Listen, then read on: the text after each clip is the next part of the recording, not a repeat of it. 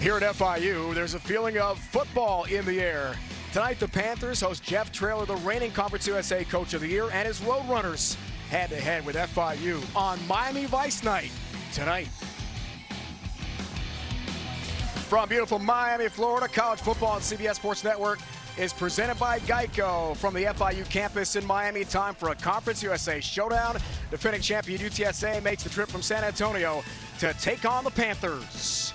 Welcome to the booth in Miami. Dave Ryan alongside Dante Whitner, former NFL star, defensive back. Bottom line, partner, these programs are going in opposite directions. UTSA, red hot. They've won 3 in a row. They're playing like a defending conference champion. About FIU, rebuilding right here, right now. There's definitely a contrast. The USA Roadrunners are veteran-led, and they definitely have their sights on a championship. When you look at the FIU Panthers, they have a lot of youth and inexperience. 30 sophomore and freshmen, but they have Mike McIntyre. In '98, he was a part of the Temple Owls when they went into number 14 Virginia Tech and upset them. One of the biggest upsets in NCAA history. They'll be looking to duplicate that tonight. Unforgettable for Mike McIntyre. His QB now is Grayson James. He's a sophomore out of Texas, a dual threat. The most impressive thing about him is he's 6'3", 235 pounds. I think his best ball is the whole ball. And in the fades versus cover 1 and cover 3, he throws a pretty good ball as well. It's going to be important that he doesn't turn the ball over. 2 turnovers early versus UConn essentially ended the game before it started. UTSA has plenty of weapons. Zakari Franklin, a fantastic wide receiver, and a great QB in Frank Harris. Yeah, and he can do it all. They have 3 receivers that can do it all. He can move inside to the slot. He moves outside to the Z, to the X receiver. He can take the top off the defense. He can catch it short. Look at the ball skills right there over the shoulder. And he's a willing catcher in the middle of the field, willing to take the hit.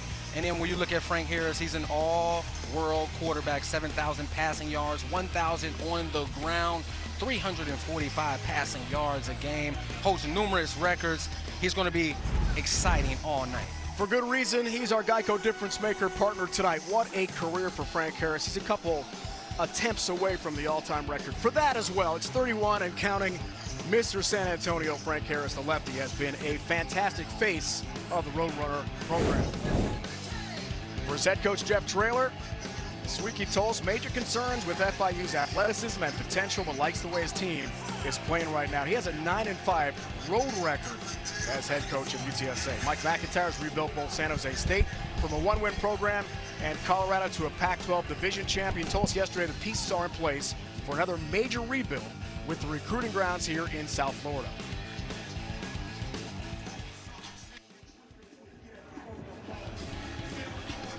UTSA has won the toss, electing to defer.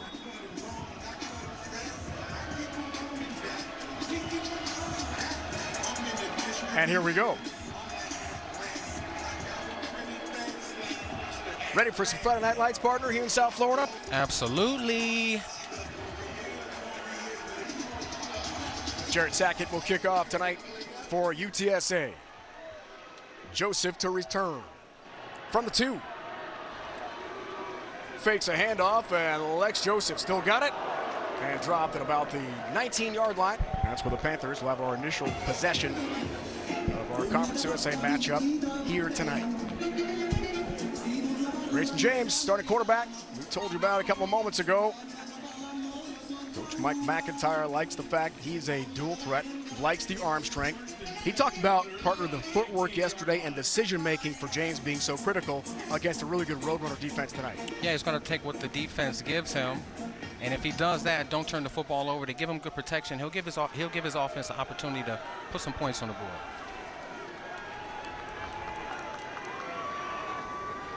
Joseph feature back, and James on the play fake, and a drop, Meehan, the tight end. It's incomplete, sets up 2nd and 10 here for FIU. Dante, as we check our starting lineups tonight, who are you looking for to have a big impact for the home team? Well, I'm looking for this FIU offense to lean heavily on Lexington Joseph, the running back, and E.J. Wilson. These are 2 of their best players. They're going to catch the ball. They're going to catch it in the screen game. They need to get it to them early and often.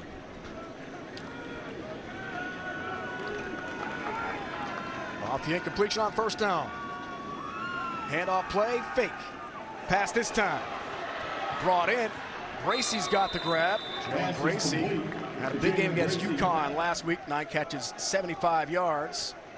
And it sets up 3rd down as we check the Roadrunner defense. Yeah, the Roadrunner defense starts up front with Brandon Brown in the middle, the senior. And Jamal Legion at linebacker, 45 tackles, stat stuffer. And in the secondary is Rashad Wisdom. He's the experience. He's the voice of the secondary. He's going to get them lined up. All right, big third down here for an FIU offense that's had some confidence issues. James for Joseph, and the star running back of FIU twists through a tackle and does get the first down to about the 31. I'm telling you, partner, it's piece by piece for FIU coming off the loss to UConn. They fell behind last week by a lot and could never catch up. They didn't give themselves a chance last week. 2 turnovers in the first quarter, 2 interceptions, 1 fumble. The game was over before it started. I like what they're doing right now. Easy throws, running the ball, picking up first downs. On first down, Joseph, the edge. They call him Flex Joseph here because he's pretty strong. It's by a couple tackles. Corey Mayfield eventually knocks him down. That's a good pickup on first down for the Panthers. And I like that run right there from Lexington, getting outside of the contain. Number 7, Dadrian Taylor right there. He's supposed to hold contain outside arm and shoulder free. He stutter steps some, gets outside. Good job of getting the ball to Lexington Joseph early in this game.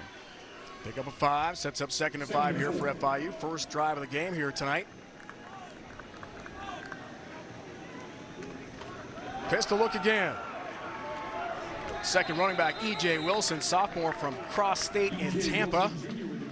That's a pretty good pickup as he gets to the 40-yard line. Needs the 41 for a second first down of this initial drive here tonight. We'll see a little bit of Wilson, a little bit of Joseph, who's a team captain in the backfield alongside Grayson James. I think we need to see a lot of both of those guys. I think that they're the 2 of the best offensive weapons that the Panthers have right now, and you have to feed them the ball. Look like they're going to get up and go for the quarterback sneak here. Third and short, it's James, who's 235 pounds and a little rugby scrum, pushing the pile forward. That spot looks pretty good. I think they got the first down. Something Mike McIntyre, FIU coach, told us about yesterday, partner. Grayson James got to be a little courageous running the football. Shouldn't be sliding. Should use the 235 pounds to his benefit. Yeah, he wants him to run over defenders. He wants him to attack linebackers, safeties, defensive backs. He doesn't want to see him slide or run out of bounds. He wants him to use that weight and that size to his advantage. Threw for 256 last week in the home loss to UConn. 2 first-half picks really did in the Panthers, and they couldn't catch up. Here comes some pressure, and down he goes. Trying to step away, it's not easy. Trey Moore, one of the top defenders for UTSA, freshman from San Antonio, the 210 area code, has the play. That's it. 2.5 sacks on the season right there, and you see it. They're pressuring the quarterback from the interior.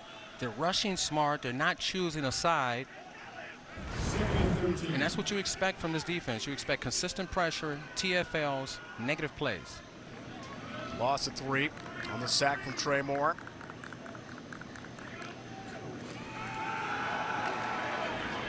James steps up. Now the wheels we told you about. Gets by Rashad Wisdom and dances out of bounds for a first down into plus territory. That's a really good run from Grayson James from Duncanville, Texas in the Metroplex. Yeah, defensive coordinator Jeff Lepp told us that he is concerned about Grayson being able to take off and generate big plays with his legs. Good job of pulling down there, being decisive, and picking up a first down. I like the way that this FIU offense, you see UTSA trying to sub. They have to give them an opportunity to sub and set up. But I like what they're doing. 3 first downs on this drive, no negative plays, 0 penalties. They could have started this game better. It's a confidence building first series to be sure. James throwing sideline, maybe this time has got it and brings it in. Good catch on the boundary. Josiah Mianmin, the transfer from Iowa, sophomore from Peoria, Illinois. And he fits that ball right behind linebacker Trey Harmonson in front of Nick Troy Fortune. They're playing a form of cover 2 over there, and we talked about it in the pregame. His best throw is that hole throw right there. Good job of fitting it in there and the accuracy. 2nd and short here. Good first down play. Joseph the carry. Breaks a tackle, first down and then some. Wilson, Joseph, both will be effective tonight on the ground. And Coach McIntyre was very pleased in our meeting yesterday with both of his running backs. A chain-moving first down again for FIU. And you're right, partner, you couldn't have envisioned a better first part of the first drive of the night for McIntyre and his program. Right now, I think they're listening to the telecast. We say give 21 and 8 the ball, and that's what they're doing, and they're having success on offense right now. Wilson again. Breaks a tackle again. E.J. Wilson looks for the edge. Dragged down by Nick Troy Fortune, the transfer from West Virginia. He's a 2-year starter in the Big 12 for the Mountaineers. Good tackle in space, but a nice run again from E.J. Wilson. It is, and a good job of just following behind your blocks and nearly breaking a big one right there. Good tackle from the defender, or he was going to be running up the sideline. The FIU Panthers have the road runners on their heels right now. And one of the best parts of this drive, look at the clock running at 5+ minutes. They've had the ball. Keeping the defense off the field, staying on the field offensively. Must be the Miami Vice colors, right? I mean, that's the formula for success. You have to steal some possessions with turnovers, and you have to possess the football. Here's James. Wants it all for Mitchell. Lunging, can't make the catch one-on-one there with Corey Mayfield. On the fade into the end zone on a pretty good throw to one of his top receivers, Chris Mitchell. Yeah, Corey Mayfield right there just stayed on top of the route. Good job of pressing at the line of scrimmage, not panicking with the ball in the air, and forcing an incomplete pass. 3rd and 7 here. You have to think that the FIU Panthers are going to go to some protection. Look like they're going to keep the tight end in, the back end. They should have 3 men out in the route right here. Keep in mind that Tyrese Chambers, team captain, best receiver for FIU, out with an ankle tonight and not available. 3rd down, James without his top weapon. Sideline, that one's incomplete. Dean Patterson, redshirt freshman, Lutz, Florida. Can't bring that in, and Mike McIntyre's thinking about a field goal. And he's a good-looking kid as well. Just looking at him, good release on the outside. I like the separation at the top of the route there, just a bad ball. The ball is too low, and it's behind him. If he gives him a good ball right there, they're probably continuing this drive, but 3 points on here is exactly what you want. You either get 3 or 7. Let's see if Chase Gabriel comes through. 4 for 5 on the year. This one misses wide left. Hooked it by that much. And Mike McIntyre's team, really good first drive, but they come out of it empty-handed. No score in Miami.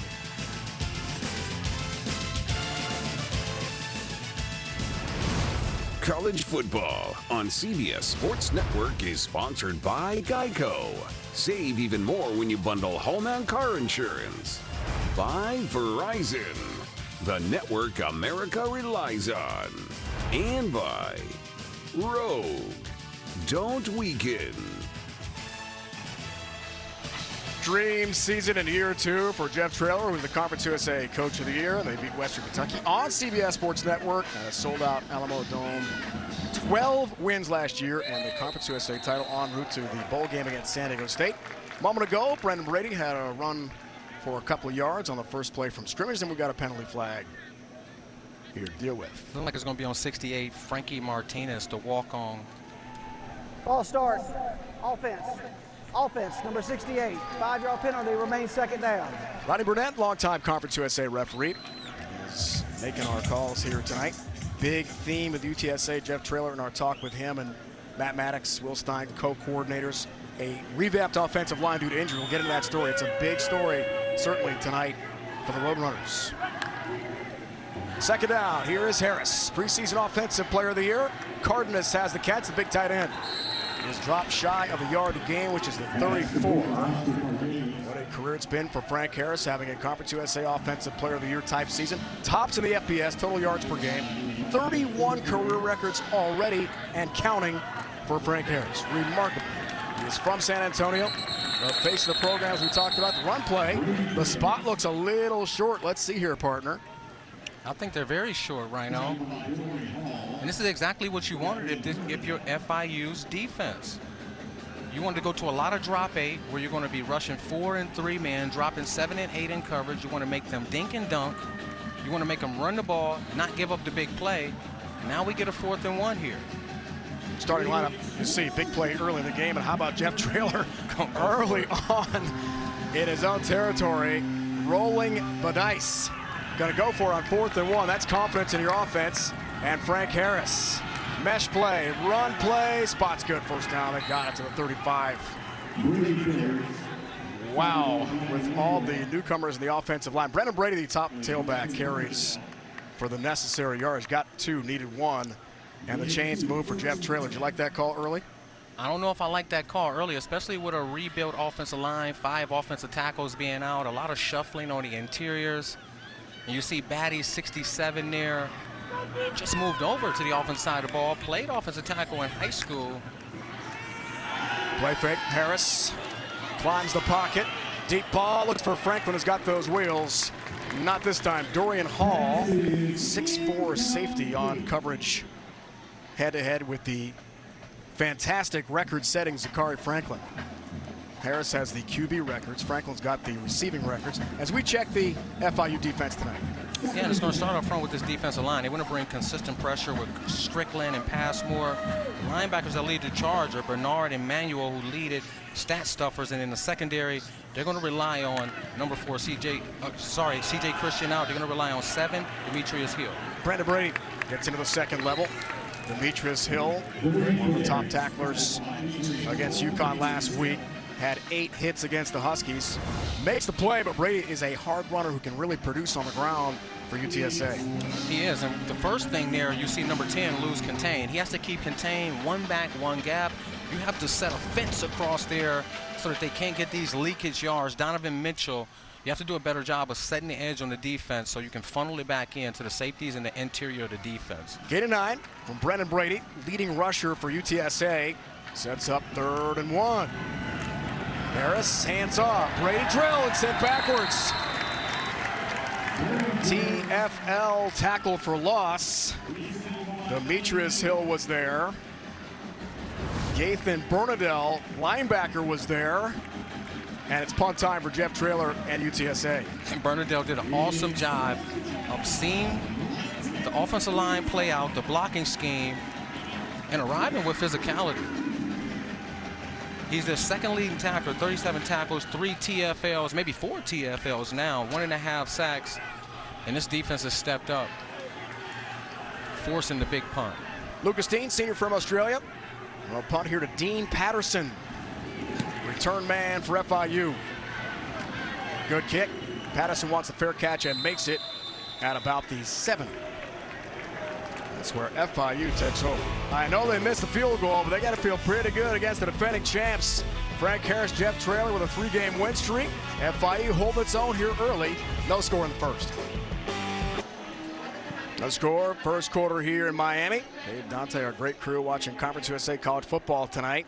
6-minute, 8-second drive for FIU. Grayson James, the initial drive of the night. Longest drive, Dante, this season by time, but no points. Still, defense has a stop. They got the ball back. Yeah, and they came out extremely focused. They didn't have any penalties. They ran the ball well. They threw it well.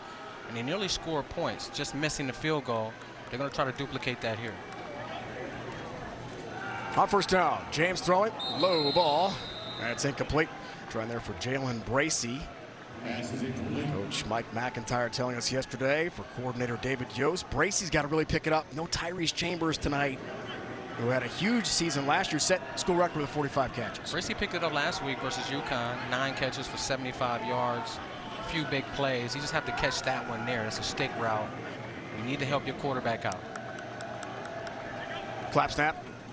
Joseph blocking this time. Pass, second tight end. Rivaldo Fairweather has the grab. And his trap dropped shy of the 10. There's injured Panther. Julius Pierce, redshirt sophomore from Sanford, Florida, not far from Orlando, is shaken up here for Mike McIntyre.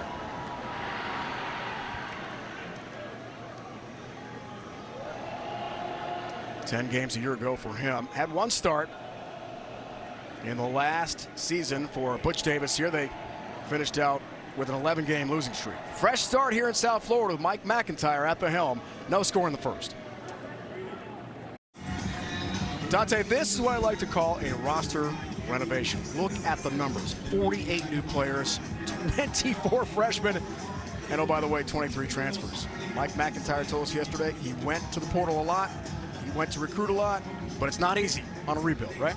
And when you have so many young players that are playing, you have to figure out different ways to coach them up and get them up to speed. And he talked to us about some of his guys that were in the defensive backfield. And we're taking a look at center Julius Pierce there. He walked off on his own power, and hopefully he's okay to return to this game. But on Mike McIntyre, he changed up some of the systems for his young players so they can play a lot faster. Joseph feature back here. James throwing on 3rd and 9. Incomplete. Fairweather again. The target, the second target. A couple drops for Rivaldo Fairweather, the sophomore from Lauderdale, Florida, here in the South Florida area. Punt time for FIU. And that's another ball that you have to catch. There was 2 consecutive passes on that drive where they didn't help their quarterback out, and that's not what you want. Data shows that if UTSA forces FIU to punt here, they're going to get the ball somewhere around midfield, and they're the next team to score. Dayton Montiel, transfer from Marshall, punts to Joshua Cephas. Retreats, grabs it at about the 41. One of the top weapons. With Zakari Frank. And with J.T. Clark. That great offense back on the field when we return to Miami.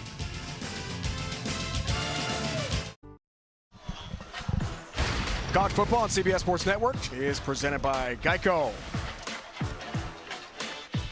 First quarter, no score. Some good commercial time promotions going on there. Looks like fun. Kickstart your Sunday on the pitch as CBS Sports Network brings you a Women's Super League match you won't want to miss. Catch Manchester United and Brighton battle it out at 7 Eastern right here on the 24-hour home of CBS Sports. What are they doing out there, Dante? What's it? I don't know. They were Hamburger involved? It looked like fun. Yeah, it looked like lettuce for sure. and tomato. Frank Harris, the offense, sputtered a bit, drive 1. Let's see what the top production with scoring and total offensive yards per game in Conference USA entering action this weekend. Has in mind this time, Traylon Smith, transfer from Arkansas and Arizona State, is the feature back. Harris is throwing on 1st down. Cephas on a low ball has got it at the 45+. Sets up 2nd down. Not a great pass. Yeah, it wasn't. Good job of getting down and catching that when it was a cover 3, 4 zone defenders underneath, evenly dispersed. The corner was off a little bit, so just an easy pitch and catch. But he wants to get that one a little higher. Sets up 2nd down. Cephas again, slant, 1st down and then some. Demetrius Hill, McIntyre told us possibly his best defender, certainly on the back end, has the tackle there for FIU. UTSA with the NASCAR-paced offense goes fast. 1st down plus territory. Harris, pressure. Harris gets away from one and then lost the football. It's out. Prendergast and company say the Panthers have got it, and the officials agree. FIU football. Devon Strickland, team captain, fumble recovery for the Panthers. And they've turned over Conference USA's best offense. And when you talk about an upset victory, you need certain things to go well. You need to get to the quarterback. You need to get the ball off of him. And that's exactly what this FIU defense there, intentionally swiping for the ball, causing the turnover here early in the 1st quarter. And this game couldn't have started better for Mike McIntyre in this FIU defense. You see it there, Potts, 29, stripping the ball, made sure that he had the quarterback to take him down initially. And then once you get him, you strip the ball. Good job. That's textbook. And with each big play, partner, there's some belief, right? There's a little more. And some celebration with the belt, the turnover belt, the big play belt for Strickland on the Panther bench. Good field position from the 41 to boot. James, a little mesh play, then a shovel pass. Always dangerous. And a big pickup. Dean Patterson's got it on the move. Little Patrick Mahomes shovel for a big play. And there's 3 aspects to this. It's the read on the defensive end from Grayson. It's the pull. And then it's the corner coming up, vacating his zone and his man coverage. That's where discipline comes into play right there. Good job of executing for the Panthers offense. Gain of 23. And a 1st down here for the Panthers. James, pocket collapses, trouble, down he goes. And a big sack. Pressure comes from Nick Booker Brown, the NC State transfer, and he rattles Grayson James for a sack. And that's how you win your one-on-one individual matchups. Just a swim over arm under there, not too much resistance.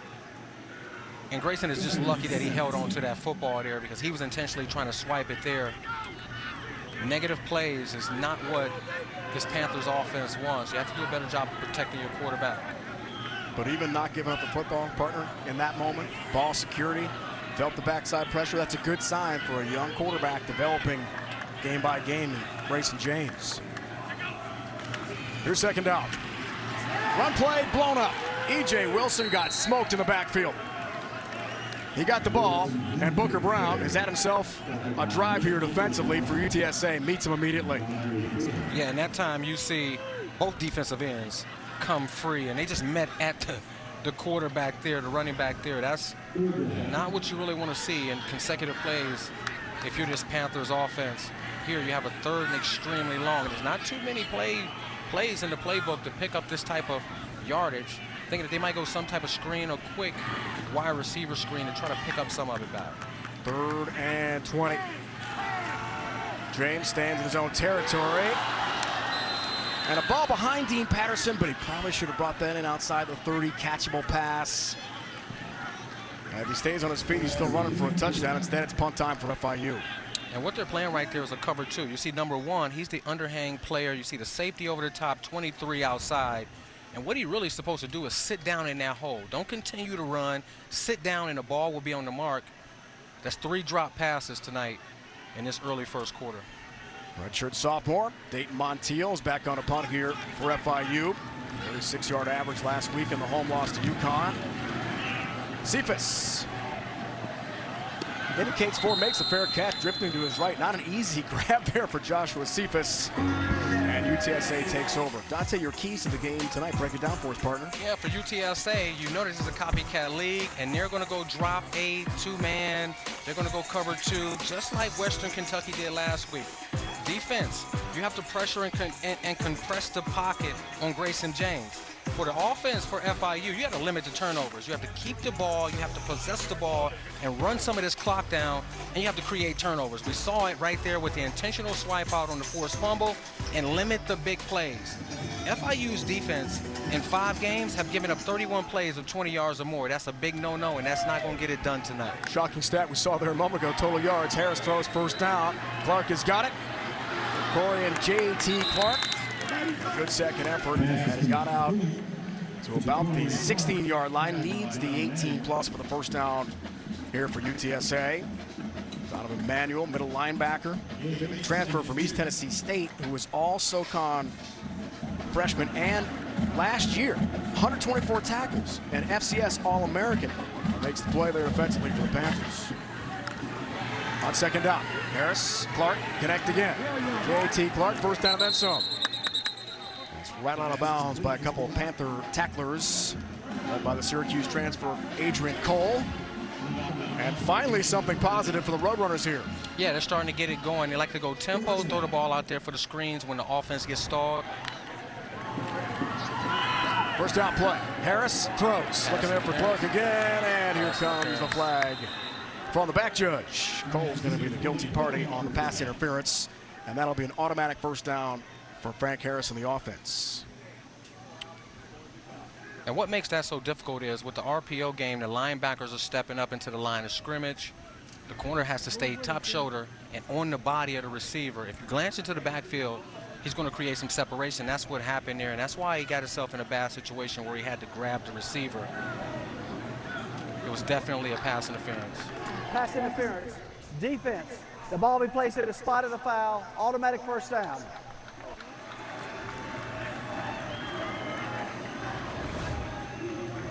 And on the outside, initially, he had good coverage. He didn't really have to grab him there. All you have to do is stay top shoulder on the receiver there, not panic, play through his arms and his hands, and fight for the PBU. Instead, he grabs, and it's a 15-yard penalty.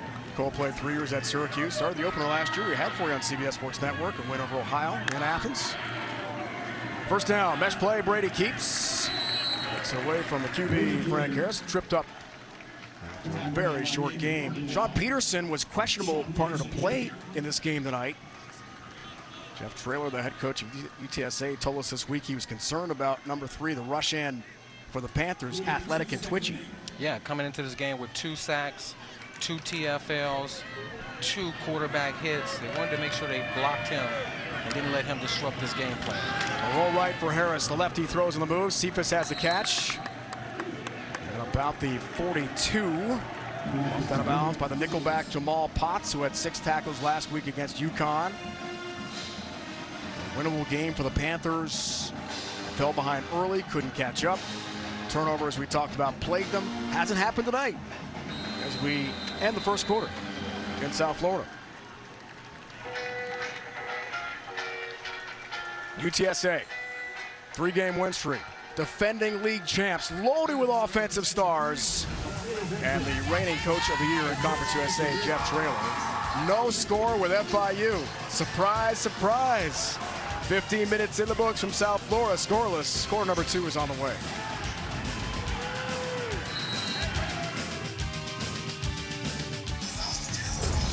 Coming back, let's take a look at this FIU Panther defense who has been smothering. You see it there, stopping Brandon Brady on the 3rd down. Again, up the gut, 48, Burnendale with the TFL. And then here's Manuel, straight downhill, mano-a-mano, in the hole, knocking them back, TFL, and then swarming the quarterback. Yeah, you secure the tackle in the sack, but we intentionally strip to create turnovers. The FIU defense is playing with their hair on fire right now. Wow, are they ever? 17 tackles first quarter.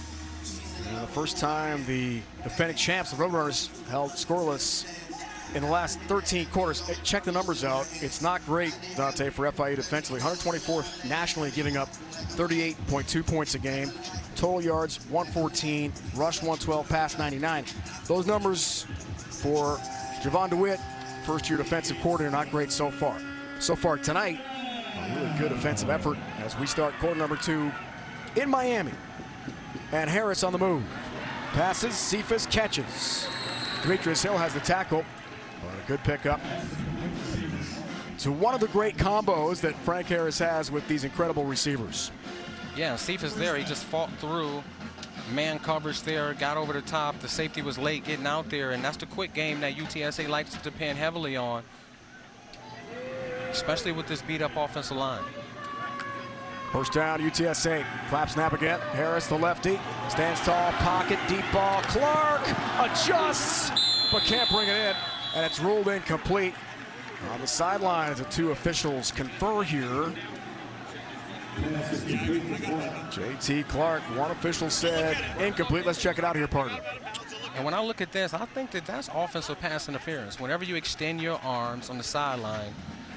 And did he get his feet down inbounds? Let me see. Definitely had 1 foot in. Yeah, it looked like he got his feet down in bounds, but then we have to check the ball moving. Got a possession to the ground. Down there. 1 foot's in, it looks like, but then you need possession to the ground. We can't quite tell. It's back turn there. Ruled incomplete. I definitely thought that J.T. Clark got away with an offensive pass. After video review, we got a change here. It is a catch for Clark, and Jeff Traylor's team's in business to begin the second quarter. And you see he's really not too happy right now with the refs. Let's see. That's just an amazing catch, concentration, getting the feet down, control through the ground. And it's not bad coverage there from the defensive back. Just a little push off to create the separation, but J.T. Clark, he does it again. Gain of 30 and a first down. UTSA trying to get the board. Cardenas, big tight end in motion. Harris, the pump fake, goes the other way for Franklin, who's open, but he's out of the end zone. And incomplete. Had more than one step on the defender, Adrian Cole. Second down. Yeah, it wasn't even close. He went off the line of scrimmage. The ball just a little too overthrown, and I didn't think that we would see a lot of man-to-man coverage single high from this Panthers defense. And that's the classic example of just running out of room in the back of the end zone, running out of grass. Tonight's Red Zone being brought to you by Verizon. Numbers so far, the 20-yard line and in for the powerful Roadrunners. Brady on the mesh, drives forward, gets to about the 15-yard line. Tough runner. Tops in Conference USA in rushing attempts, Dante, at 98 totes entering play tonight. And Jeff Traylor, Will Stein, Maddox coordinators for their head coach emphasizing the run game. They ran well last week against Western Kentucky. Yeah, they told us that balance for them isn't about trying to be 50-50 run pass. It's about doing whatever they have to do to be successful and score points. Last week, rushing for over 200 yards. Big play here, 3rd and 8. Pressure up the middle. Harris in trouble. Gets rid of it. Ruled in the grass. Ruled down at about the 27-yard line. Feeling the heat. Gathan Bernadelle and company were in his face almost immediately. Manuel, Jordan Garrard, that was pretty much a jailbreak. And this defense, they're playing inspired tonight. You have to know that Mike McIntyre has a lot to do with that. And when he talked about motivating his team, when he talked about that 98 victory over Virginia Tech when he was in Temple, he told his team, hey, if we can steal some possessions with turnovers, if we can run the football, we can win this game. Jared Sackett from 44. And he's got it. And we have our first points of the night. 8 for 10 on the year for the second time UTSA kicker. Second stint in San Antonio. 3-0. The visiting team on top.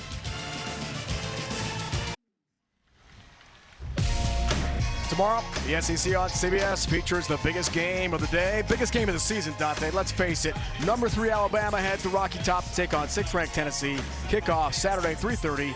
The SEC is on CBS. What a matchup. Your Heisman Watch. Break down these candidates for us. C.J. Stroud, the leader of the Ohio State Buckeyes. 24 touchdowns, 1,700 yards. I think he's the clear favorite. Bryce Young injured right now, but last year's Heisman Trophy winner deserves to be in there. Caleb Williams has really transformed that USC program with his talent. And Hendon Hooker, he's going to have opportunity to knock off the Alabama Crimson Tide this week. He can get it done on the ground, get it done on the ground, through the air, and he's going to be looking to make some big plays. I think that game boils down to is Bryce Young going to play or not.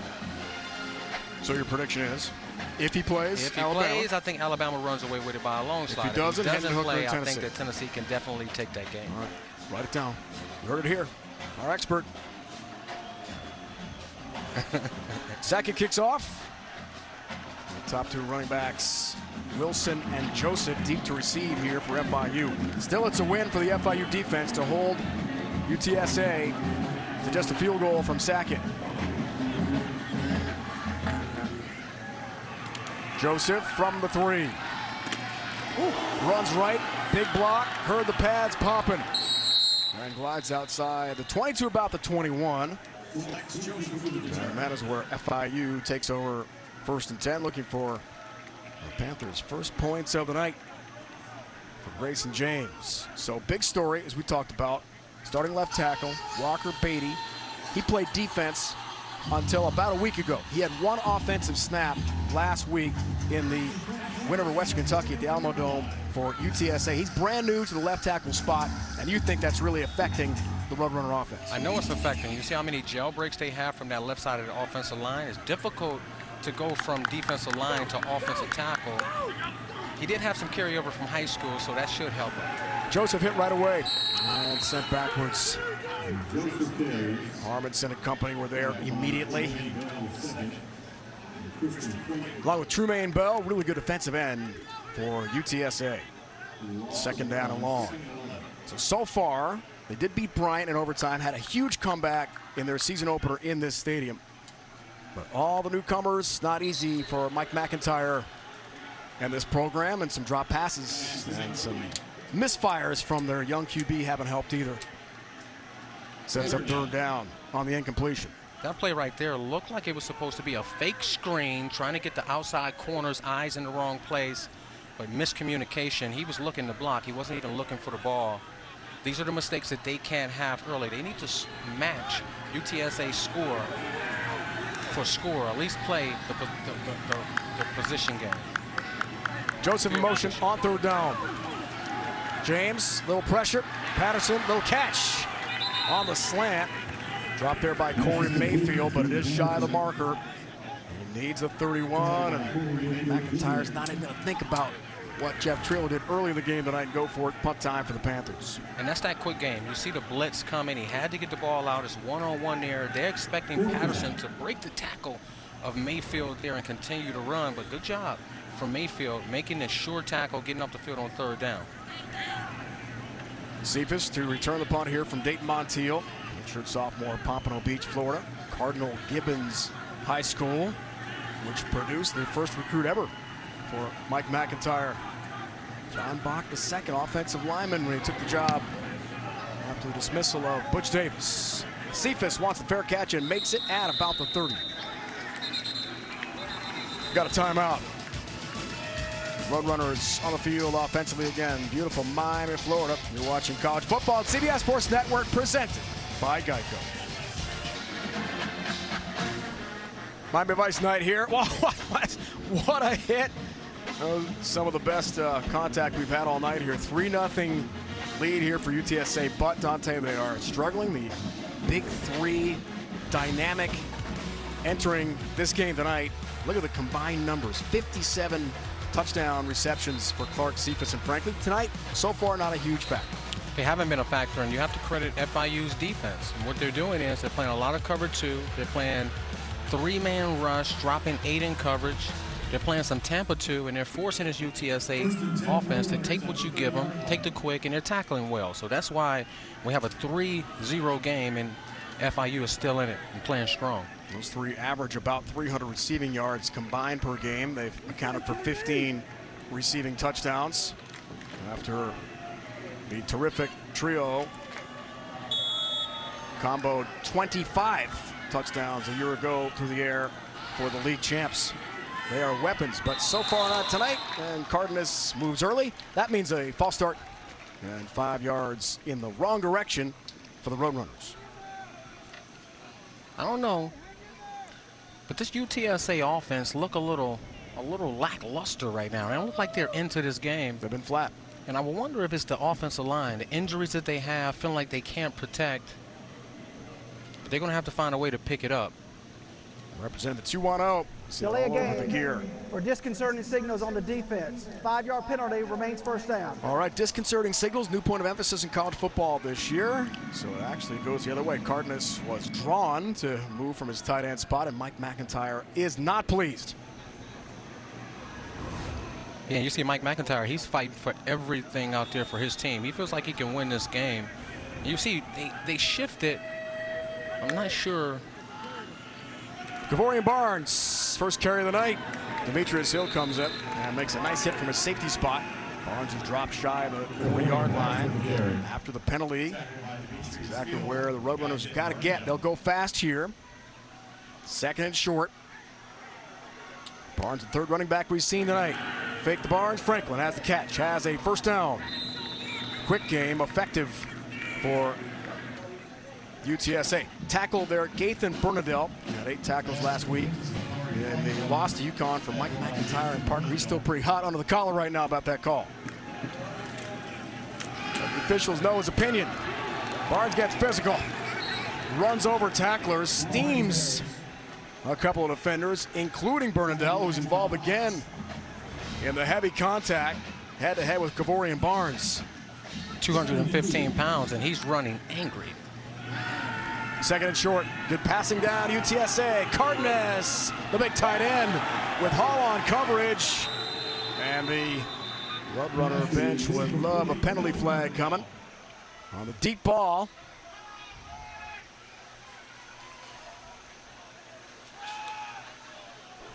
Pass interference. They got Defense one. number 0.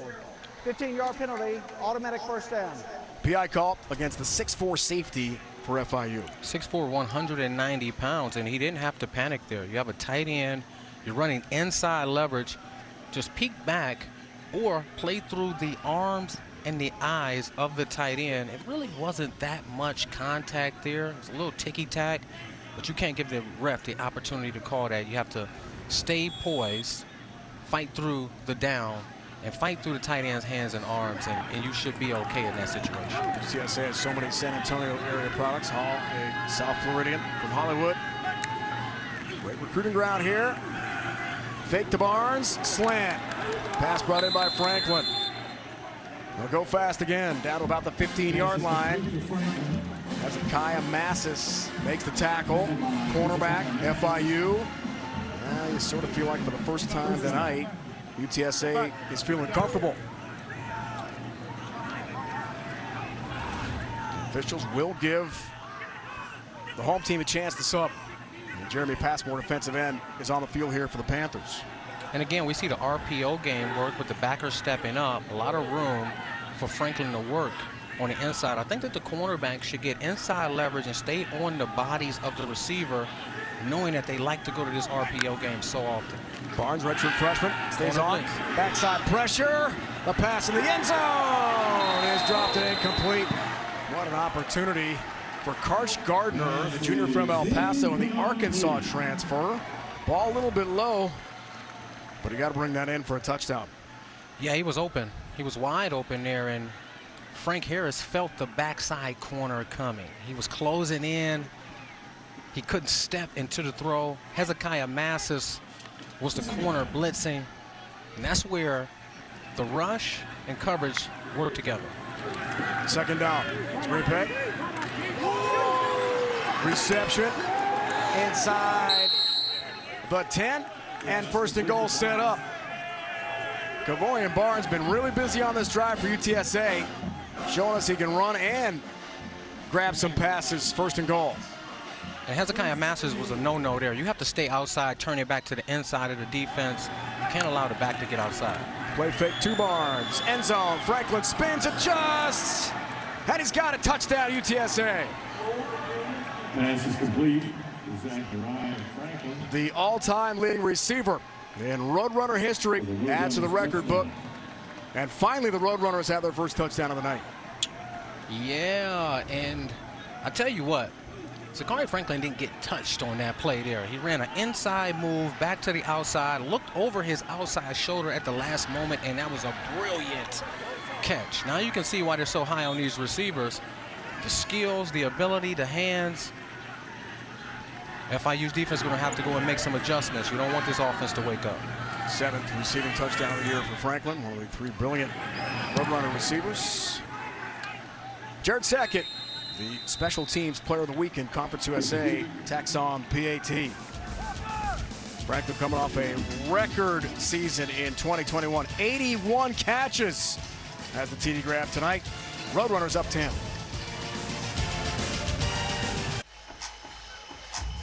Dante, you ready?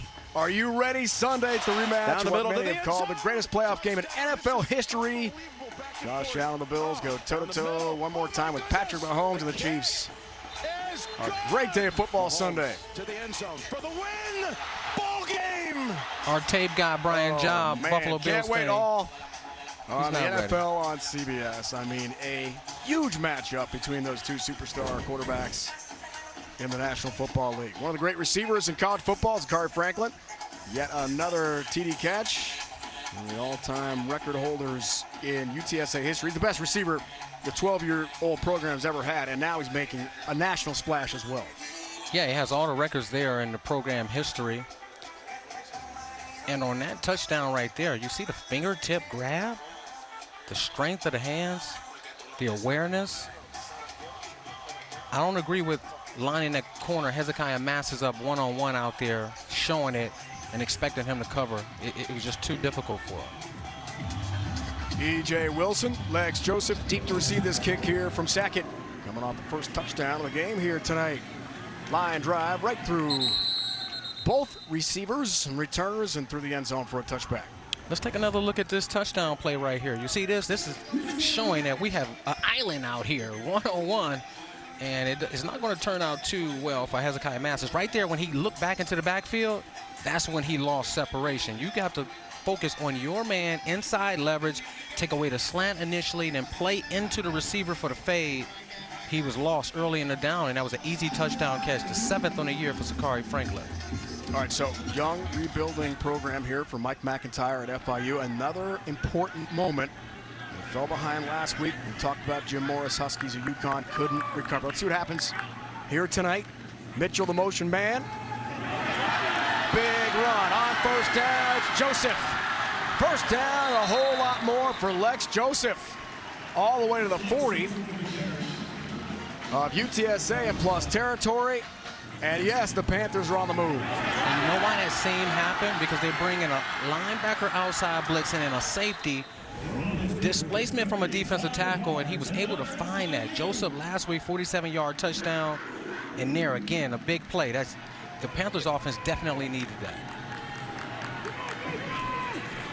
Gain at 35. Joseph trying to bounce off tacklers, tries the right side, hurdles a couple of defenders there for UTSA, and a nice pickup. And Jeff Robinson, safety, their partner on the tackle for the Roadrunners. And Jeff Traylor had a lot of compliments for both of these backs, E.J. Wilson Jr. and Lexington Joseph, and told him that he would take him on his team. James throwing this time. It's Bracey the catch. 5'10 junior, Jackson, Mississippi. Next, he went to junior college for 3 years. Mississippi Gulf Coast JC. Shaken up after that throw is the QB, Grayson James. And Bracey's a key target tonight. Yeah, you see he took a hit there, was pushed over another player, but he's a tough guy, grabbing his left hip. Bracey did a good job of bringing the ball in there and getting a few yards after the catch. Is a huge 3rd and 1 for this Panthers offense. On the short field. Could be 4-down territory here for the Panthers. Bracey in motion, and we got whistles first. This is a false start. Back up the Panthers 5. False start. Offense, number 75. 5-yard penalty remains 3rd down.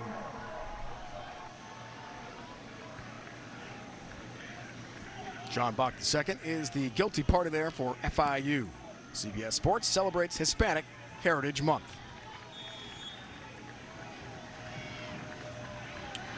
And those are the mistakes that you don't want from a young team.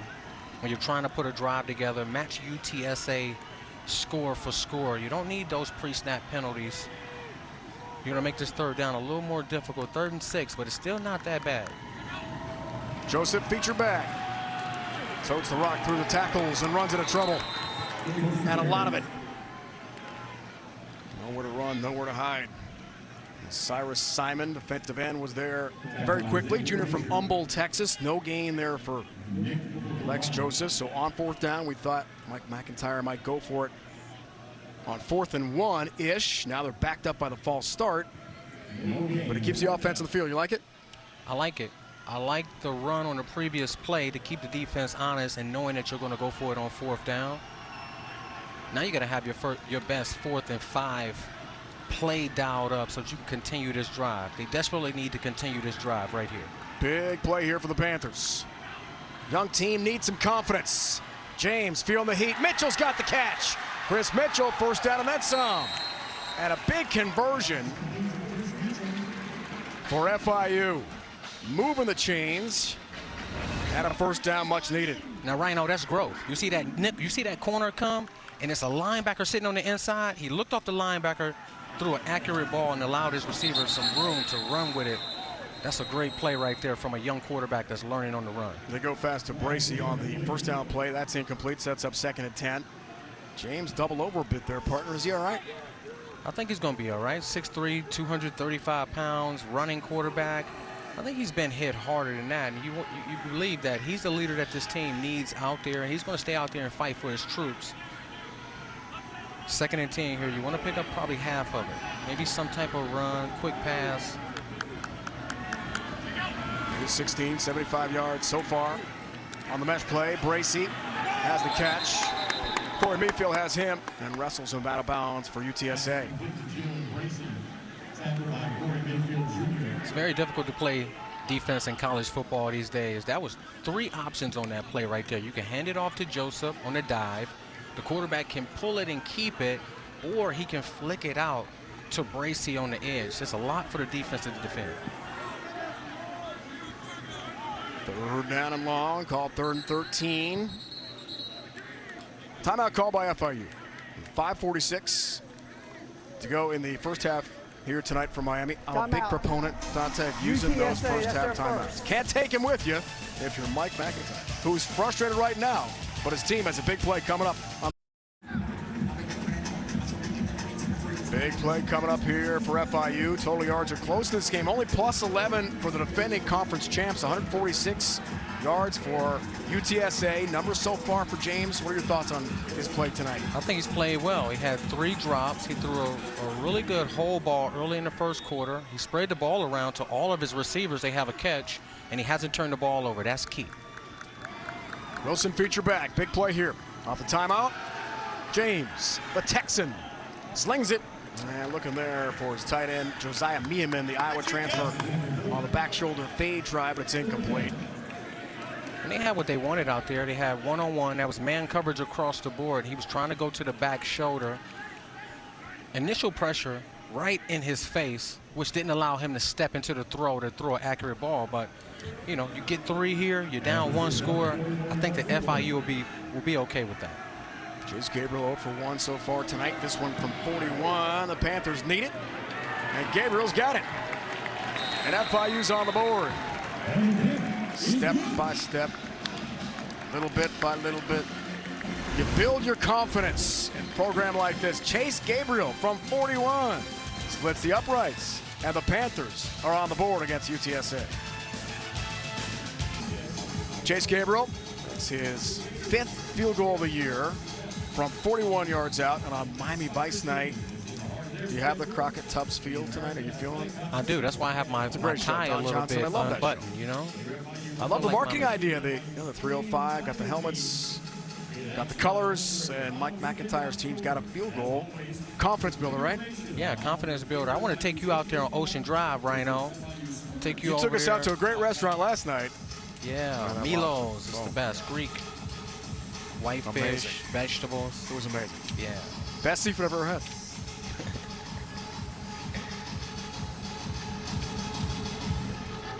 All right, 10-3 game here, 5:37 to go. First half, still 3 timeouts for the Roadrunners, who have been flat at times. FIU has done well possessing the football. That's been a big storyline. James has been solid despite a couple drops. Dante, you documented, and they're right in this football game.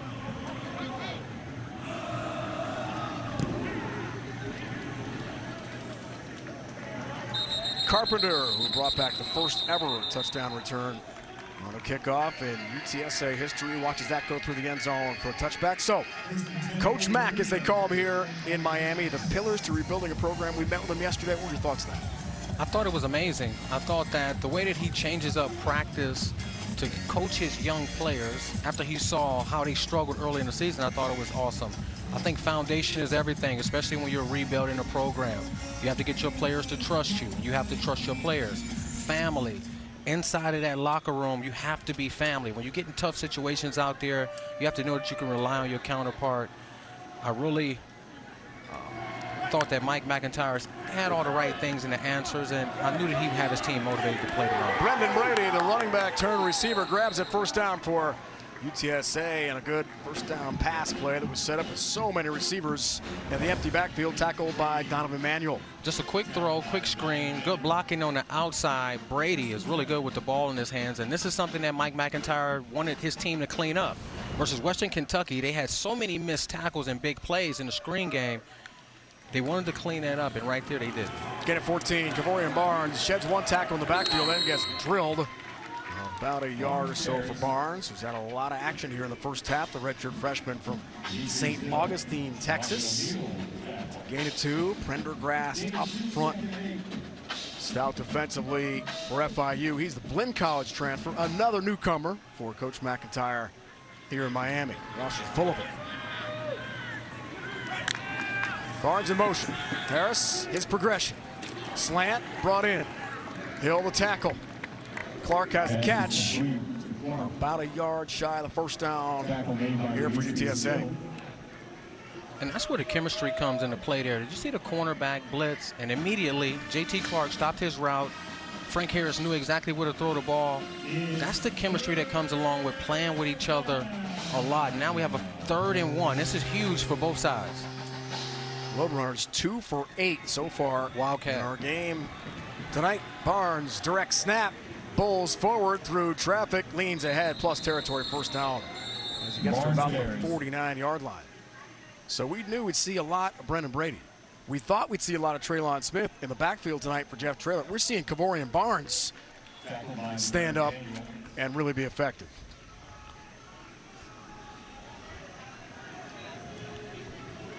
Now Walker Beatty, as we told you, one snap at the very end of the Western Kentucky game in San Antonio last week. That's been it on the offensive side of the ball in his career until tonight. Barnes stays busy, runs over Manuel, and goes north, gets to the 45-yard line on another effective run. I like how physical he is out of the backfield. I love how physical he is, running it in between the tackles. Even when he catches it, he's delivering physicality to the defensive backs. And did you see Brady on that one, 67, get his block? He doesn't look like a defensive tackle. He actually looks like a left tackle. And he had a high level of success right there, blocking the defensive tackle and helped pick up a 5 yards on that carry. Empty backfield, 5 receivers, QB draw. Here's Harris, who's such a dual threat. And Manuel steps up again. He's been a busy linebacker tonight, effective defensively for FIU. Injured player on the field for the Panthers. A reminder coming up at halftime, it's the Verizon Halftime Report. We'll get to the studio. So much happening, huge games this weekend. Alabama, Tennessee, Penn State, Michigan. There are some major matchups in the top 10 and the AP Top 25 coming up tomorrow.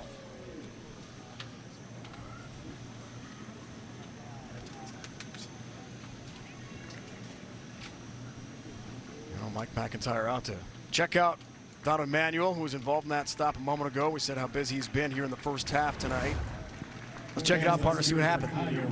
Yeah, and he's not breaking down, really. He's all over the field, and that happens sometimes. You get a little dinged up. He's able to walk off on his own power. They need him out there.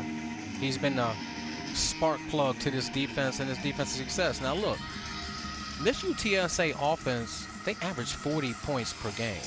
They are sitting on 10 points right now. They haven't had a lot of big plays down the field. I think that this FIU Panthers defense is happy where they are right now and the success that they had in this first half. Manuel, 7 tackles in the first half, out for now for FIU. 3rd and 3, big play here. Latter stages first half. Harris feels the heat, hit as he throws. Dishman the catch. Sprinting for the end zone. Touchdown. Dan Dishman. The redshirt sophomore has his first touchdown grab. It's 42 yards, and the Roadrunners back on the board. This is a universal concept in college football. That's called a 7 route. The safety has to stay outside leverage, not look into the backfield. A wise man once told me, if you stare at the quarterback in man coverage, all you're going to do is watch him complete passes, and that's exactly what happened right there, and that's why he gave up the big touchdown. It's all about fundamentals, focus, leverage, eyes, and if you don't do those things, you're going to give up a touchdown. UTSA back on the board. Sackett back on the field. Has the PAT. And the Roadrunners have the 2-score lead on a touchdown grab from Dan Dishman, redshirt sophomore, Seabrook, Texas. So we had a great meeting with Frank Harris this week. Dante, talk to us about standing tall in the pocket. You know you're going to get hit. This guy's been around the program. He's overcome so much. 2 ACL tears, shoulder reconstruction. He said to us this week there are moments where it was pretty dark. He wasn't sure if he'd ever play college football again. Under-recruited from the San Antonio area. Everyone loves him in the Alamo City, and they love his production too. And he loves his city. He, you know, die-hard San Antonian, lefty. Did say that he wants to stand in the pocket more and deliver the ball from behind center, but we know that this offensive line is beat up, and we've only seen one direct call quarterback run tonight, which means that he is operating from the pocket.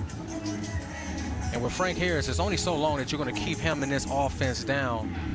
Good accuracy, efficiency right there on that drive, and puts his team up by 2 scores. All smiles right now on the UTSA sideline. We talked about community involvement with Frank Harris. The second we got off the Zoom with him, where was he going? To speak to a local middle school. Talk to the kids. And there he was at McNair Middle and the football team. Think that was pretty cool for the young guys there and all the kids at McNair to get to meet their hero from right there in San Antonio, Frank Harris. It's pretty cool. On the return, Lexington Joseph stood up and sent backwards. Good kick coverage. And some confidence brewing here for UTSA. You can see that as the game has really changed here with 2:35 to go in the first half. But FIU, 2 timeouts and some time to make some noise here at the end of the opening 30 minutes. And this is UTSA's last drive, spreading the ball out. You see Brady right there forcing the missed tackle on the sideline. Corner blitz, the chemistry between Clark and Harris, the accuracy on the pass, and then the play action right there, taking advantage of the undisciplined safety's eyes and scoring the touchdown. That's what you're used to seeing the UTSA Road Runners do all year long. Grayson James, their partner, on the keep. Mitchell lost his helmet, so he's going to have to leave for a play here for FIU. Jay Wilson, feature back, 2:20 and counting. Coach McIntyre electing not to call timeout just yet. Love to get in field goal range at the end of the half. James throwing sideline route. This time the catch from Fairweather, who's had a couple issues with drops tonight, but not on that reception down the sideline. First down, FIU. Grayson James is doing a good job of manipulating the corner, looking to the flat, throwing it in the hole. Going into the game, I thought that was his best throw. He's completed 2 to 3 of those tonight. Phenomenal throw right there in the hole. Gotta love the arm strength. He's got the tools. 235-pound QB. Actually started the year as the backup here. Gain of 18 on the first down play. Mesh, sideline route, and it's incomplete. Trying there for Jacoby Hewitt, the transfer from Indiana. We saw him pregame warmups. He sure looks the part. Can't bring it in. Play action fake, trying to suck up the defense. You see Nick Troy Fortune stay home. That's called discipline. Stay with your guy. Don't put your eyes in the backfield. And he forces the incompletion there. And they talk about Nick Troy Fortune. They want him to take more chances this year. He's always where he's supposed to be. Now they want him to be aggressive and go after the ball. On second down. Good throw. Dean Patterson, redshirt freshman from Lutz, Florida. D2 transfer from Findlay College. Has the grab on the slant into plus territory to the 49. Chain mover, first down FIU. 90 seconds and counting first half. Screen pass set up. Good read. Jay Wilson gets smoked. Nick Booker-Brown has been a factor defensively all night. Here for UTSA. Timeout called with 1:17 to go in the first half. Timeout, FIU, that's their first. Please reset the game clock to 1:20. 1:20.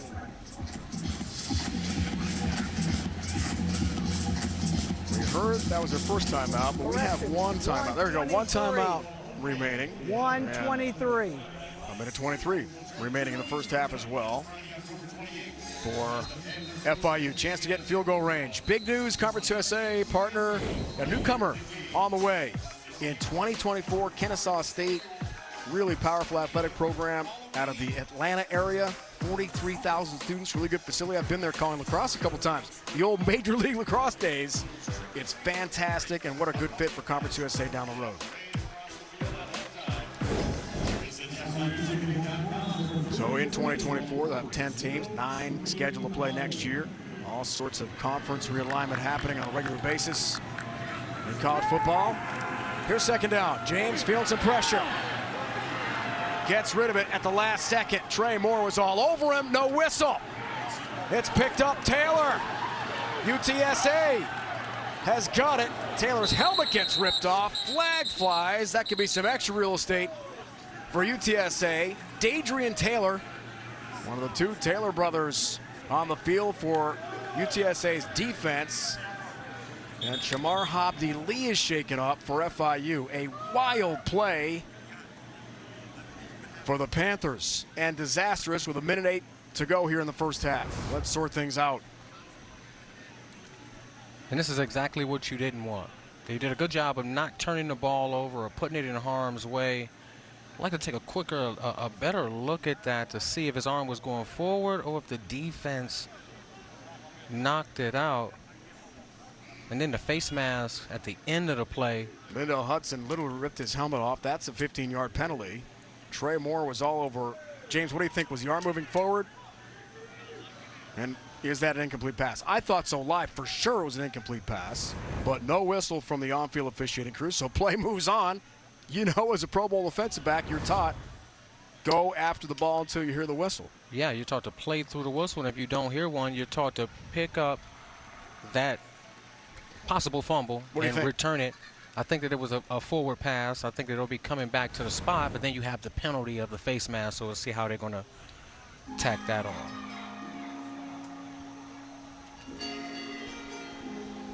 So a wild sequence of events. Shamar Hobbs-Lee was hurt. Lindell Hudson had the helmet rip off, which is essentially a face mask. There's a potential intentional grounding here as well because the ball did not reach the line of scrimmage.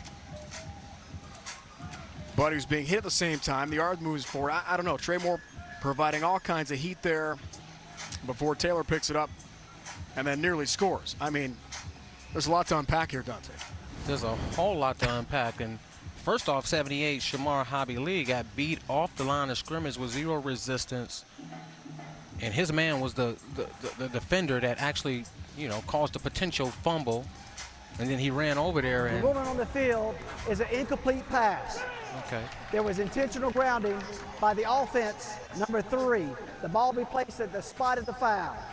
There was also a personal foul, face mask, offense, number 77 after the interception. The penalty's been declined. Be 3rd down. Wow. So there you go. Intentional grounding. Incomplete pass. Face mask. FIU is going backwards. Disaster. Trey Moore really caused all that with tremendous pressure into the backfield of FIU. And in this situation, you want to see your young quarterback, Grayson James, lead your team down, get some points, not make mistakes. You want to see your offensive line step up and give him some protection, but in that instance, everything went wrong, and it was a potential turnover. Let's see the personal foul there. Offensive linemen, to his credit, they're not used to tackling guys, right? I mean, that's No, they're not. And when they try to get Not a opportunity, when they get an common opportunity occurrence. to tackle or slam a smaller guy to the ground, you better believe they're going to take it. that was pretty rough. Well, Lindell Hudson, the redshirt junior from Brooksville, Virginia. And our discussions continue here after we had things all sorted out a moment ago. Conference USA on-field officiating crew, led by Rodney Burnett, a referee here tonight, a veteran of college football and CUSA.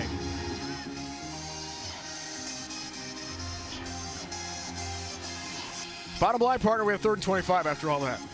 Yeah, 3rd and 25. Again, not too many plays in the playbook to pick this up. You can push it out to your wide receivers, try to get some blockers out in front of them. Hopefully you can, you know, hit a big one, but here, just don't turn the ball over if you're FIU. Bottom line, good news, they didn't turn over there. Call an incomplete pass. One play, E.J. Wilson, sophomore from Tampa. And whistles and the play stoppage and timeout call. Nick Booker Brown, yet another tackle. UTSA, their UTSA second, wants the 30 timeout. second. So a minute even to go first half. Forcing the punt and some time to try to get into Jared Sackett's range, who we know is one of the best kickers in both Conference USA and the nation. CUSA standings. New look this year with some programs leaving, so no divisions, 11 teams in. FIU was picked last in the preseason poll. Defending champs UTSA were picked to win again, and they've delivered so far. They have, and FIU, with the youth and inexperience, you pretty much knew that they were going to struggle this year, but they've shown a lot of fight tonight, just a few mistakes. UTSA sitting pretty, 40 points a game, veteran-led, top 3 receivers on one team. They can all do everything, make a lot of plays. They definitely had their sights on a championship. Dayton Montiel will punt to Cephas here. Joshua Cephas, very dangerous, but he wants the fair catch and makes it outside of 15. Traffic around Cephas. 52 seconds to go here, first half, and the Roadrunners have 2 timeouts and the best receiving trio in the nation, and their 6-year starting quarterback, Frank Harris. So, first quarter, Jet Trailers team, definitely a struggle. Things got going in quarter number 2. Big plays. That's the difference. Going into this game, FIU has given up 31 plays of 20 yards or more in 5 games. That's absolutely ridiculous. And when they've struggled tonight, bad eyes, bad technique, big plays. Going into the game, we said they had to limit the big plays, and they haven't done that here in the first half. First down for Harris. Has Cephas. Ball shoves him out of bounds hard right into the UTSA bench. And the clock stops, 48 seconds to go in the first half, and still the 2 time stoppages remaining here for the Roadrunners. Trying to go 5-2 in the year, win their 4th straight game. After the heartbreaker to Houston to begin the year in triple overtime. Harris, Clark, trying to gather on the move, nearly intercepted. And it's incomplete. Really good coverage there from Massis. And you know what? They challenged Massis there, and he stepped up to the challenge. One-on-one there, bringing the blitz, which means that you don't have any help out there. And he did a good job. Initially got turned around, but he stayed top shoulder, fought through the arms and the hands of the quarterback like we talk about all the time, and forced a big incompletion. Now, if you stop him here, you force an incompletion, you might have opportunity to get a punt return, a big one, a play or two on offense, and get into field goal range. Barnes in motion on 3rd down. Harris, time, delivers behind Clark, and incomplete. Sean Peterson along with Gathan Bernadelle, coverage for FIU. Well, the offense sputters at the end of the first half. Punt time here for Jeff Traylor's bunch, up by 2 scores. And sometimes that can be a problem right there. Offense trying to keep their foot on the gas, 2 incompletions, stop the clock. Now you give it back to FIU with 38 seconds and a timeout on the clock. They're going to get the ball somewhere around midfield with a chance for a few plays to get in scoring position. 1 timeout, first 3 and out of the game tonight for the visitors from San Antonio. Lee Patterson deep to receive the punt here from the Ozzie Lucas Dean. Good kick. Got some air to that one. Goes out of bounds, though, on the far side. Let's see where that gets spotted. Hang on a second. That is out of bounds in plus territory for FIU. It puts them in a good spot with 30 seconds to go and 1 timeout to try to get back into the reins of Chase Gabriel. And their defense was just on the field for 3 plays. They didn't get much of a break. Sometimes when you try to keep your foot on the gas, it can come back to bite you. We'll see how this plays out here. Grayson James, remember that whole throw, they're going to play some cover 2. You see those safeties back? He's doing a good job of manipulating the underneath corners with his eyes in the coverage and fitting that ball in there. They also have another screening goal in their offensive package. Let's see if they pull that out. 22-yard punt. 30 seconds, 1 timeout. Wilson feature back, James. For Wilson, 1-handed catch, good grab. Taylor on the sideline, rips him out of bounds, makes a good play. A really good catch made by E.J. Wilson, 2nd down. 24 seconds to go, first half. Taylor has been very active tonight. He plays that nickelback linebacker safety role for them that they call Viper. Very aggressive tackle there. I like his game.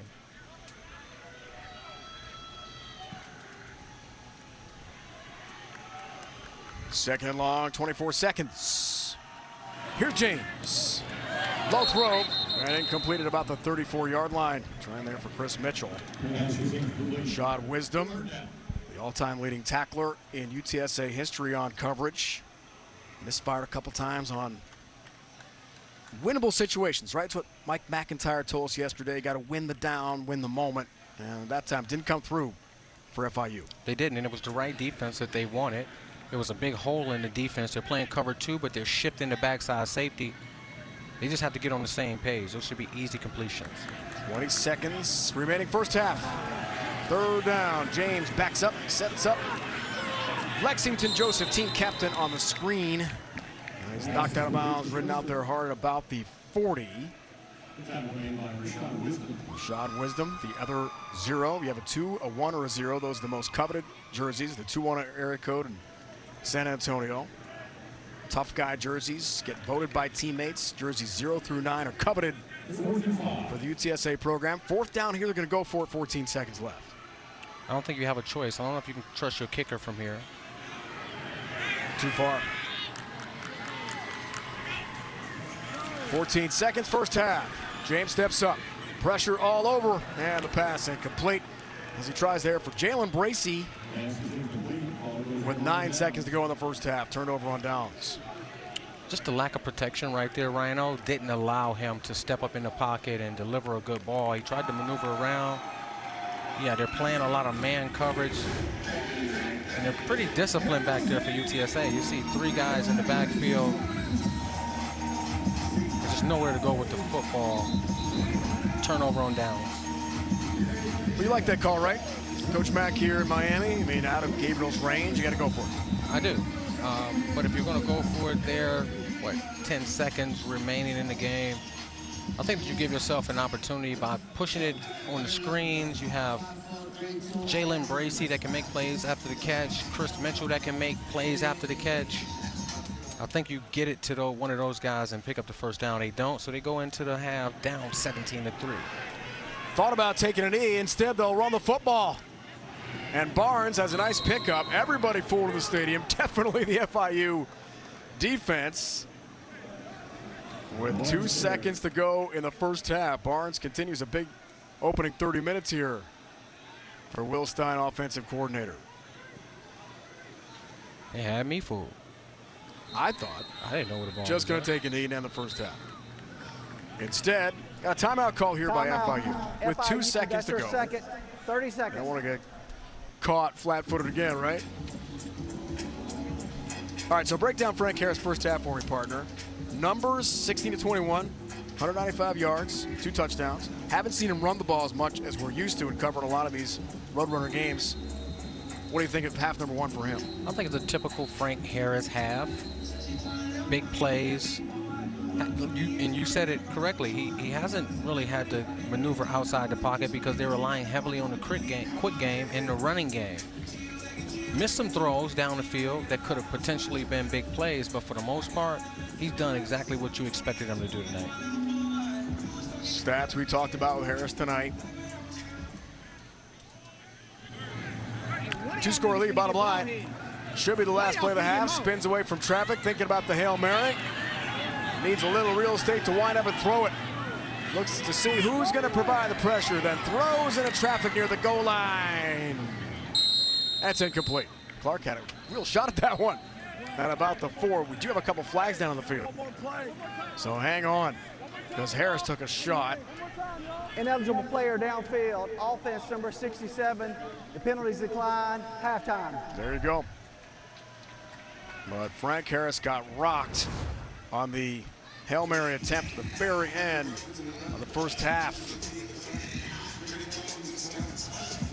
Got hit hard. Kia Wright, redshirt freshman from here in Miami. The transfer from Georgia Tech rattles Frank Harris, but still the Roadrunners have a lead at 2 scores at halftime. A reminder coming up at halftime, it's the Verizon halftime report. 30 minutes in the books from South Florida. UTSA up 14. For the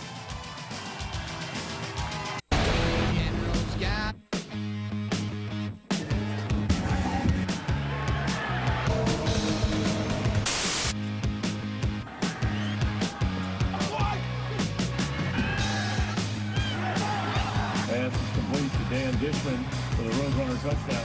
Defending champs, UTSA seeking their second straight 3-0 start in league play. 2-score lead on FIU, getting set for half number 2. Welcome back to Miami, Florida. Dave and Dante with you. So, your thoughts on the defending champions of Conference USA in half number 1? Good or bad?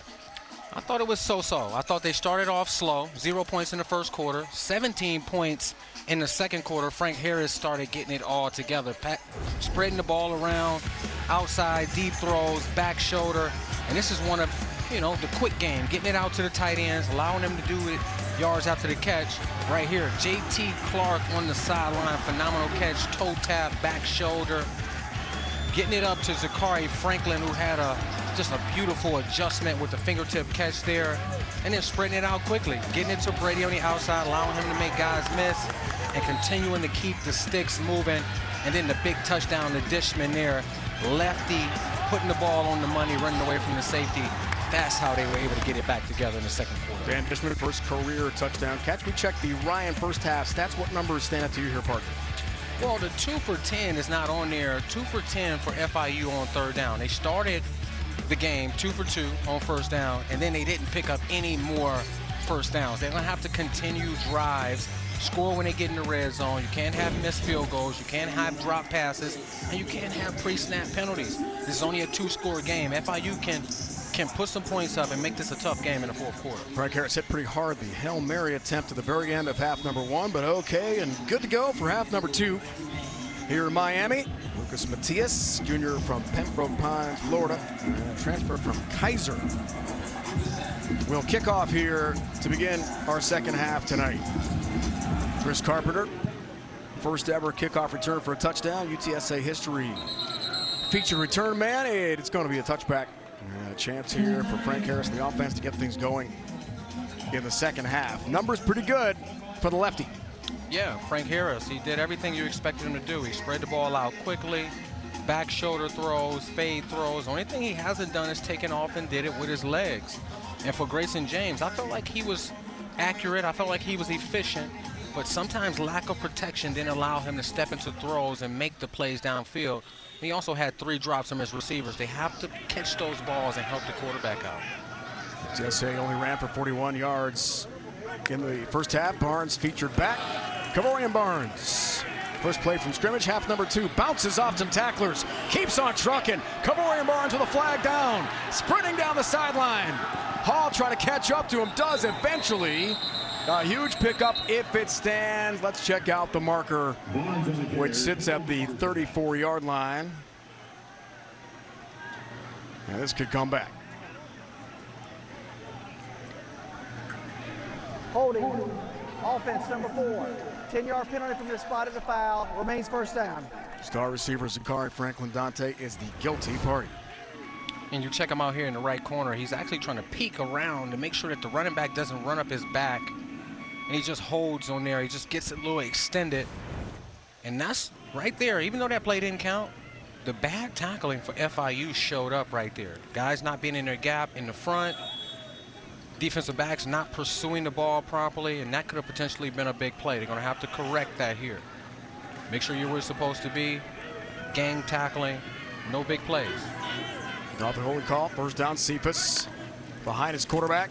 Brady featured back. Play fake to Brady, and really an impossible situation with Sean Peterson right in his grill. And the play is blown up, sets up second down. And that's the instincts of Sean Peterson. When the offensive line allows you to free flow to the quarterback, you have to say something. Something is up here, retrace your steps.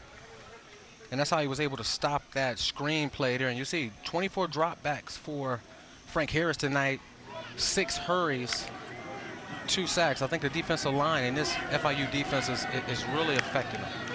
Second and 8. Play fake to Brady. Passing to Franklin. He can't bring it in.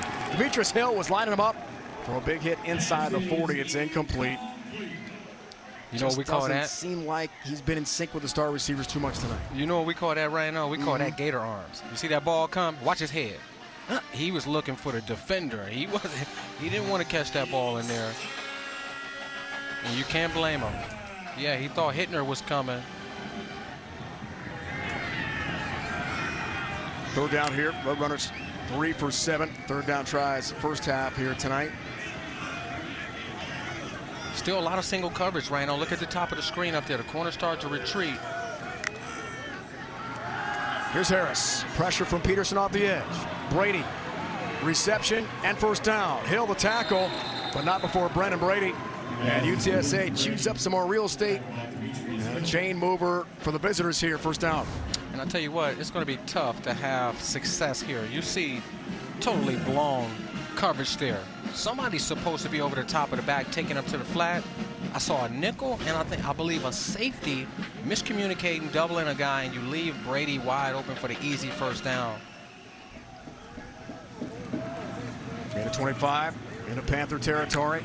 First down here. Play fake to Barnes. Franklin the grab. Cephas the block. Springs. Zachary Franklin. Another big pickup. First down again. Tackle made by Gathan Bernadelle. It's a gain of 17. Franklin is so dangerous with the ball in his hands. The defense has to fit that better. First down. Pump fake to Barnes. Harris on the move. Lost for Cephas, but a little miscommunication. He turned the other way. Ball was back there on coverage. Safety spot for FIU. Incomplete. he was able to complete that one, rolling to his right as a lefty. I wouldn't have known what to say right there, but the defense did a good job of flushing him, making sure that he can't flush to his left where he's comfortable, and forcing the big incompletion. We've seen again on that previous play before that last throwaway, a lot of missed tackles. Dishman, motion man, flap snap, Harris connects to Clark. Wrestled down, but inside the 25-yard line. Shy the marker. It's about the 22, but JT Clark gets active. Whenever you show them one-on-one outside, you're going to get isolation routes. Isolation route can be a comeback, it can be an out, it can be a slant. And they've been testing Hezekiah Masses. Good job of coming up, getting him on the ground with that tackle. Usually when you go high and a receiver flips you off his back, you can end up missing those tackles. You have to wrap, grab, and get them to the ground. And 7, big play here for the FIU defense. Now to hold the Roadrunners to a field goal attempt. Harris, fade, end zone, Clark elevates, can't bring it in. And it's incomplete. And they will have that field goal attempt from Sackett. Volmar in coverage.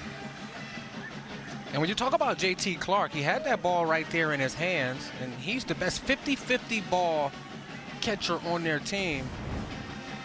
Good job for the defensive back, not interfering there, not panicking, and making it very difficult for JT Clark there with the big incompletion. Good Second from 41 defense here, partner. Sorry about that. Try a field goal. Volmar does a good job on coverage. That unit did not look at all in sync. Problems there. Communication with UTSA. It's wide left and no good. Sackett started his approach to the ball and was Holler wasn't ready. Roadrunners come up empty. 17-3 game.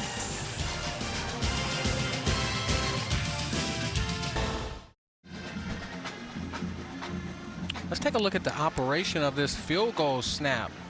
Wide left, it wasn't even close, and the operation has to be clean when you're on special teams. You want the snapper to get it to the holder, get it down and set, so that your kicker can feel comfortable and follow through. You can see on his face right there, he knew that it was off as soon as he let it go. Not even close. Totally out of Wide sync, left. right? Kate Collenbach, the long snapper. Holder there is Lucas Dean, the punter, and you saw Lucas Dean go right to Collenbach when we watched our replays in the break and said, hey, we were not on the same page there at all. Bottom line, missed field goal wide left from Sackett.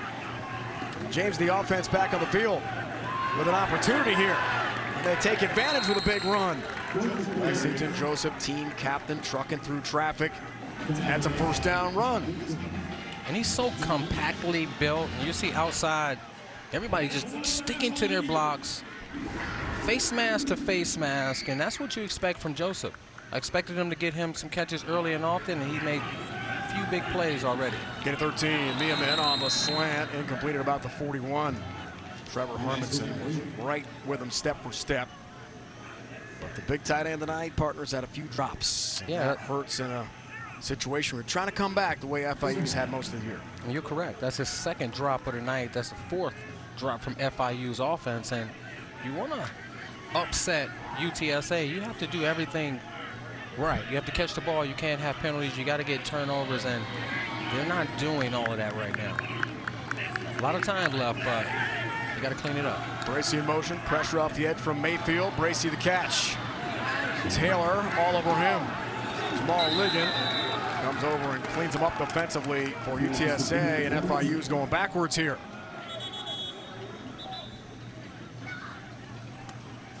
Now Bracey shaking up. It's a loss of 1 for the Panthers. Jalen Bracey Jr. from Jackson, Mississippi. We told you 3 years of junior college, but 2 years of FBS eligibility left. And, struggling to get off the field. We hope he's okay. 3rd and long. It looked like they're going to go to a protection look here, keeping the tight end in the back end.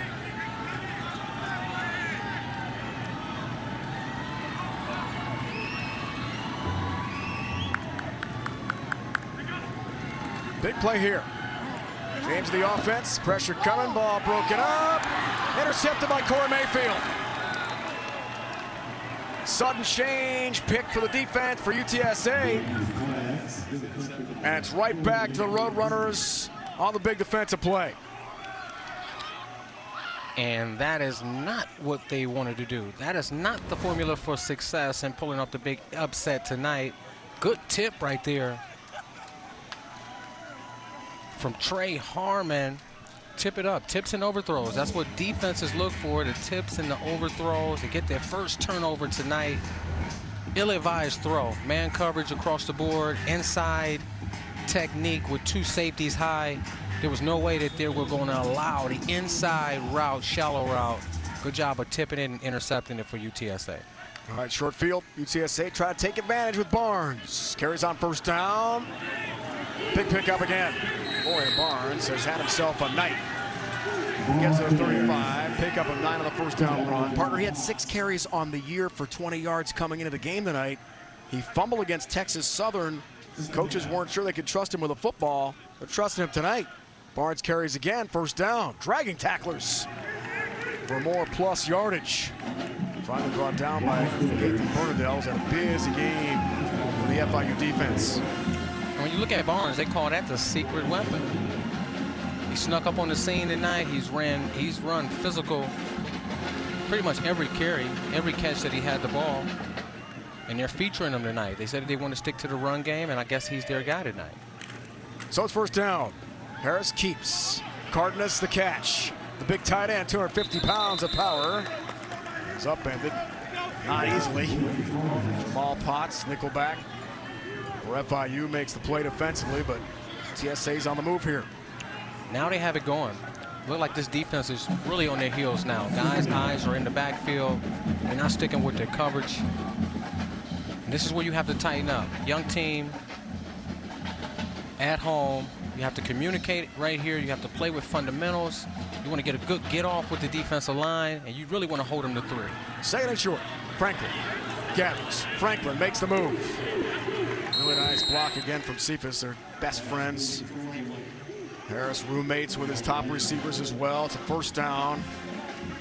Inside the 10 to the 9, first and goal. Tonight's red zone brought to you by Verizon. 2 trips so far tonight. Touchdown, the field goal. Sure, Jeff Traylor's feeling better after the disaster on the field goal attempt from Sackett. Get the sudden change, get the pick from Mayfield, and you're back in business here. On first and goal, Barnes, the cut. Barnes lunging forward. Touchdown, UTSA. Gavorian Barnes has had himself a ball game. And the Roadrunners back in the end zone. And that's how you block them up front. Positional blocking, pushing, knocking guys back. And such a physical runner in Barnes, staying low, carrying defenders with him into the end zone. And UTSA is taking a 3-score lead here. Middle of the third quarter.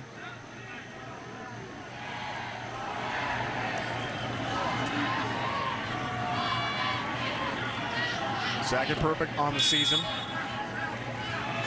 29-29 on PATs. He's got it. At UTSA, up 24-3. Mayfield the pick, Barnes the cash-in touchdown run. And the Roadrunners are in business. Here in Miami, you're watching college football on CBS Sports Network, presented by Geico.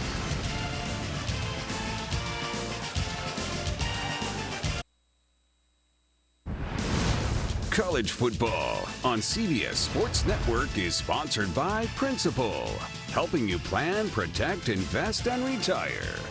By Papa John's new Papa Pairings. Order more favorites for less. And by Verizon, the network America relies on. Former Dolphins quarterback Don Strock was the first ever head coach in FIU history. Butch Davis most recently. Unfortunately for Coach Davis and the Panthers, 11-game losing streak to end 2021. So brand new staff with Mike McIntyre, who has rebuilt programs. He told us yesterday San Jose State had won 1 game when he was hired by their athletic director. They told him, if you don't win, we're going to shut football down. This is it. Last chance. Well, wins. Does a fantastic job there. Wins 11 games, gets a Colorado job. Wins there in Boulder. Gets the Pac-12 South Division. This guy has done it before. The question is, can he do it here? I think that he can do it here. When you talk to him about his processes, when you talk to him about his vision for the team, it sounds right on key with, you know, improving every year, coaching these young players up, freshmen and sophomore, getting them prepared. He talked about that grown man strength. UTSA have a lot of veterans out there, grown man strength, and you have a bunch of freshmen and sophomore running around. If they haven't really reached that point in their career, they'll get to that point at some point. Joseph on the return, flags fly, so this is going to go backwards, but a good run back for Lexington Joseph, the junior from right down the street, Miami Central High School, powerhouse in high school football here in the state of Florida. During the return, holding, receiving team number 35. 10-yard penalty from the spot of the foul, first down.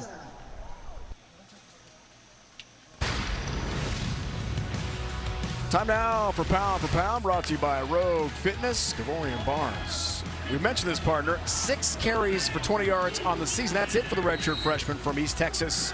Tonight, he's been a big factor. Yeah, you know what it was, Rhino? They've been saving him for this game, the secret weapon, and he's doing it all, running in between the tackles, scoring touchdowns, catching the ball out of the backfield, running over defenders. Barnes really burst on the scene tonight. Sophomore from Tampa, E.J. Wilson featured back here. What a story for Barnes. That East Texas connection with Jeff Traylor, maybe. We'll tell you about. First down run play. Wilson breaks a couple tackles, keeps on trucking. E.J. Wilson with a big pickup. Gets out to the 35, first down FIU. I'll tell you what, both of their backs are clawing and fighting for every yard out there. And that's just incredible vision, jump cut, and being able to make defenders miss. On the defensive line, you have to stay in your gap. Can't try to do too much, and these backs can hurt you. Wilson again runs into trouble. And it goes backwards. Not much to him this time. Morris was there. His first career reception against Texas Southern.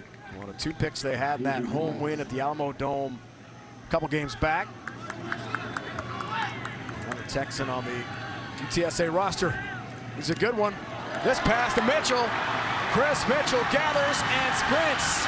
Foot race for Mitchell. Caught at the last second. Corey Mayfield eventually got there for UTSA, but not before Mitchell and James connect on a big play offensively for FIU.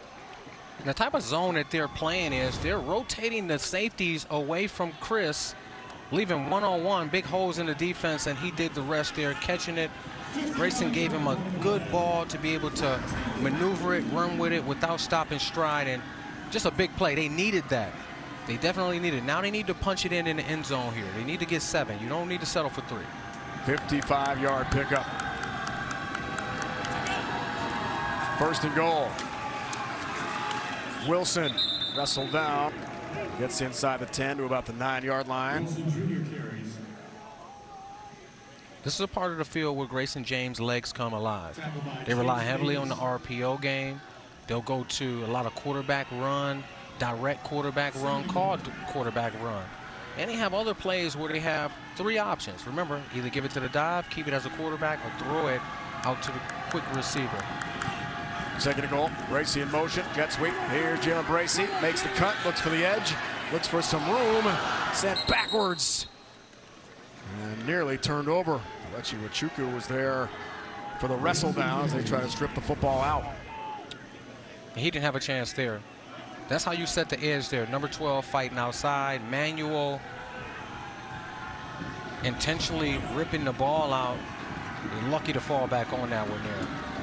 Third and Loss goal. of 4, yeah, that's backs up the Panthers for third and goal. Wilson, the feature back here. Big opportunity here in the third quarter. Get back on the board and stay in the football game here tonight.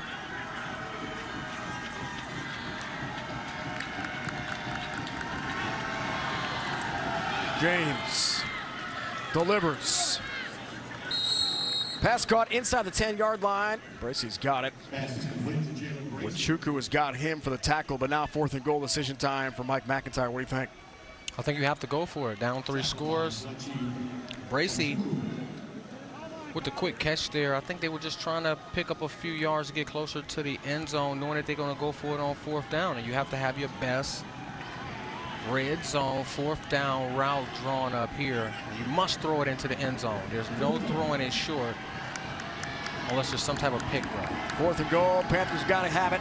Joseph feature back. James throwing end zone and incomplete. Patterson and Mitchell back at the end zone, trying for Chris Mitchell, and they can't connect. And it goes back to UTSA on a great opportunity for the Panthers to stay in the game here tonight. 5th drop pass of the night. That hit him directly in the hands. Great ball from James, throwing it in there. Had everything they wanted. Just a big drop. And nobody feels worse than Chris Mitchell right now. He was the reason why they got down there, the yards after the catch. And at that moment, young team, you have to execute to give yourself an opportunity to claw back into this game late. They didn't execute, and you know, UTSA has the ball right here at the 5-yard line. 2 catches, 70 yards, the 55-yarder, the big one for Mitchell tonight, but turned over on downs. Over on the defense. Solid when they needed to be. Barnes, another carry, continuing a career night. Already his first career touchdown has come in this game. And a good pickup on 1st down. And I think with the way that this game is played, I think that you can expect UTSA to try to run some of this clock down, depending on the running game. Jeff Traylor, he talks so much about finishing in the second half, running the ball, punishing defenses. Let's see if they can stick to that. 2nd and 5. He'll stick with Barnes again. He's been busy, hasn't he? Left right tackle. Stood up maybe a yard on the 2nd down run. Sets up 3rd down here, deep in their own end. Jordan Garrod on the tackle. Redshirt freshman, Valrico, Florida. Pro Football Focus gave him a really good interior defensive lineman rating one time this year. Got some potential, right? At FIU, it's coming along. It's a project. 3rd down.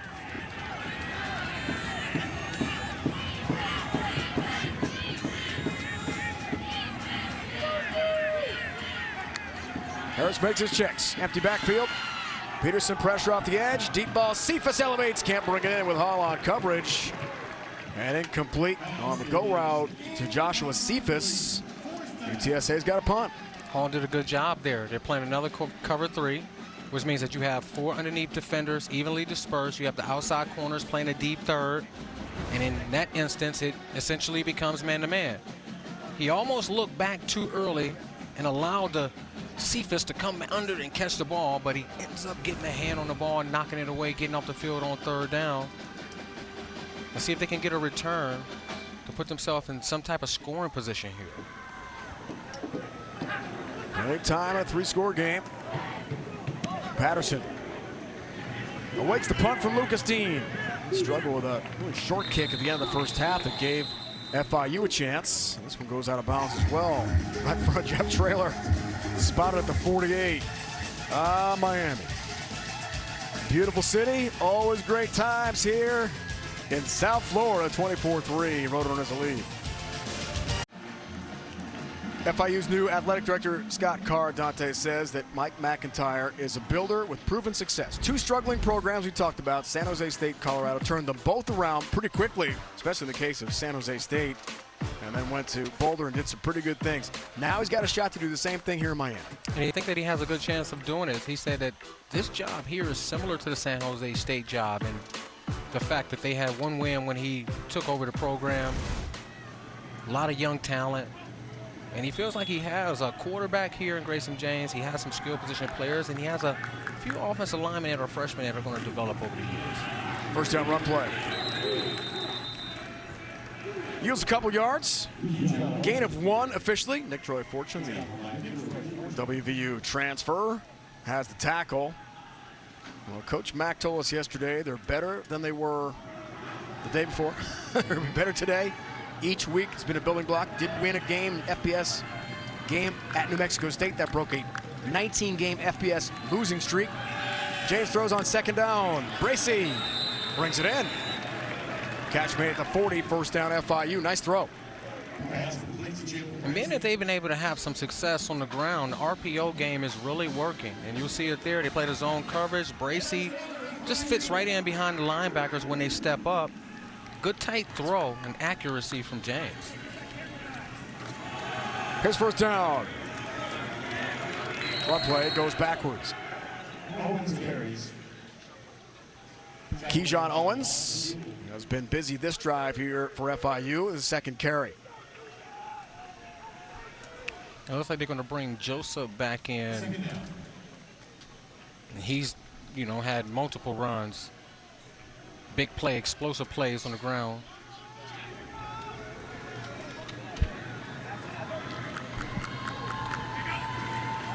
Second down. That's the loss of one on the run play. Sideline route. And the elevation incomplete inside the 30-yard line. Even again, the intended receiver. The tight end of the QB. The Iowa transfer, Neiman, has not been able to connect tonight so far with Grayson James. Yeah, and that's his best throw right there. He does a good job of manipulating the cornerbacks, making them jump up in the flat and fitting that ball in there. He hit 3 of them before that incompletion right there in that whole throw and cover 2. We'll see if they go back to that. That was open. He just sailed it a little high.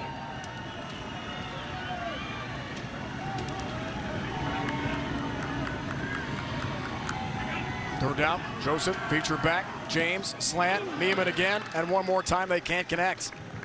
That's incomplete. Big Cage, he calls himself the money backer, the LSU and Nichols State transfer. Louisiana native makes the play defensively here for UTSA. On a short field, 4th down and 11. What do you think? Gotta go for it. Gotta go for it. You gotta go for it. You gotta block it up, keep a tight end in, keep a back in. That previous play, they bluffed a blitz and forced a young quarterback into a hot throw that wasn't open. Here's 4th down. FIU's gotta have it. James, some pressure. Pick Cage, gonna bring him down. Given name Quentin, nickname Pig.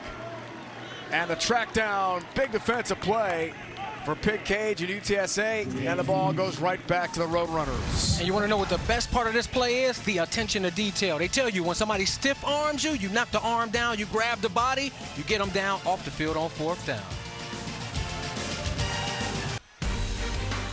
It's an amazing story, Dante, the history of the UTSA football program. This year 2011, Larry Coker got it going. First season as an FBS team was 2012. Had a few NFL draft picks. David Morgan II, 6th-round pick of the Vikes. Marcus Davenport, really good defensive end in college at UTSA for Coach Coker. Then last year, the dream season, 12 wins in Jeff Traylor's 2nd year. And the victory over Western Kentucky on CBS Sports Network in the Conference USA Championship game at the Dome in San Antonio. He's already turned down Texas Tech 8 games into the 11-0 start last year. Tech wanted him. They hired his buddy Joey McGuire in Lubbock instead.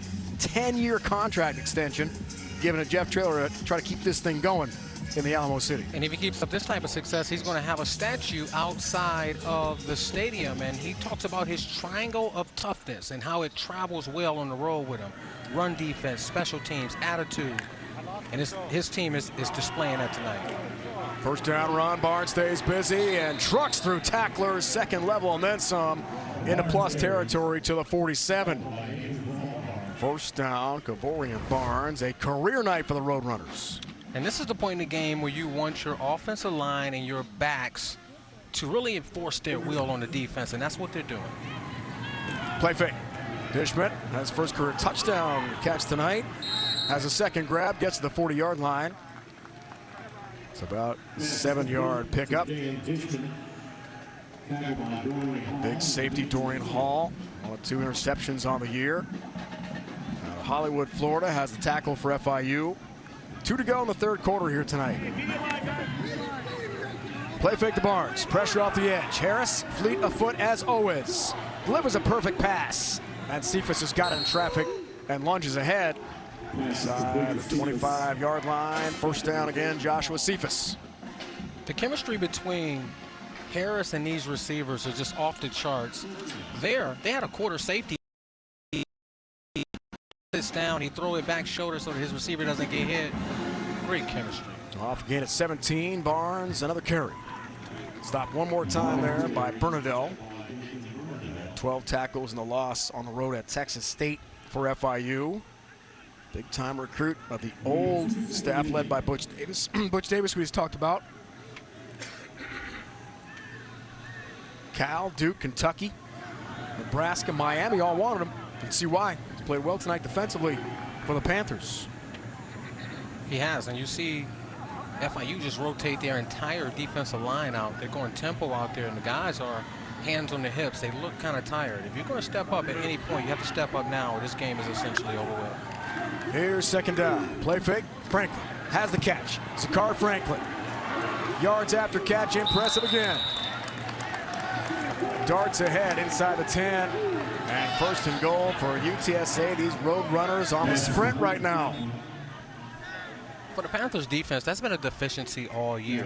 Missing tackles on the edge of the defense. Western Kentucky ran circles around them, especially with the screen game, the deep ball, the trick plays. And we've seen the same thing tonight. Zakari Franklin, JT Clark getting the ball on the screen, making guys miss. It's just not what you want to see from your defense. First and goal, final moments of the third quarter. Cephas in motion. Barnes the carry again. Between the tackles, powerful running. That should end the third here tonight from Miami. FIU's getting worn down. UTSA, really talented team. Defending champs strive for another win. After losses only to Houston and Texas, Longhorns on the road, both nationally ranked at the time. UTSA's a really good team here. They've got a lead after 3. 24-3. You're watching college football on CBS Sports Network, presented by Geico.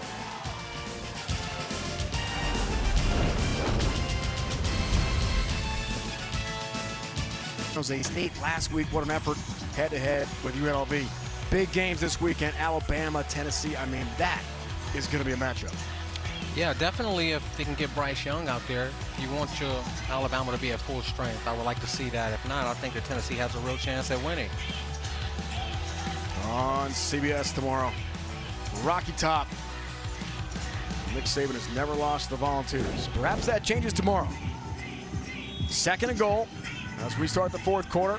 TSA trying for another score here. Barnes featured back next to Harris.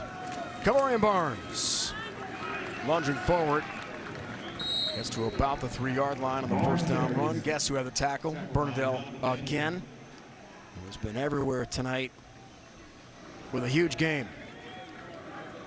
And you know that Jeff Traylor wants to punch it in on the ground here. He talked to us so much about finishing in the fourth quarter with the ball, running it when teams know you're going to run it. So you can expect him to really try to force this ball into the end zone on the ground with Barnes. He's run physical all night. The offensive line is bigger and more physical. Let's see if they choose to hand it to him. Third and goal. Barnes again. Rumbles through traffic. Kavorian Barnes. Touchdown, UTSA. He's in. For a second time tonight. First 2 career rushing touchdowns for the redshirt freshman. This from 2 yards out. And this is exactly what I expected. Look at the offensive line firing off, getting pushed. Barnes, 215 pounds, physical, crossing the goal line. Second touchdown on the night.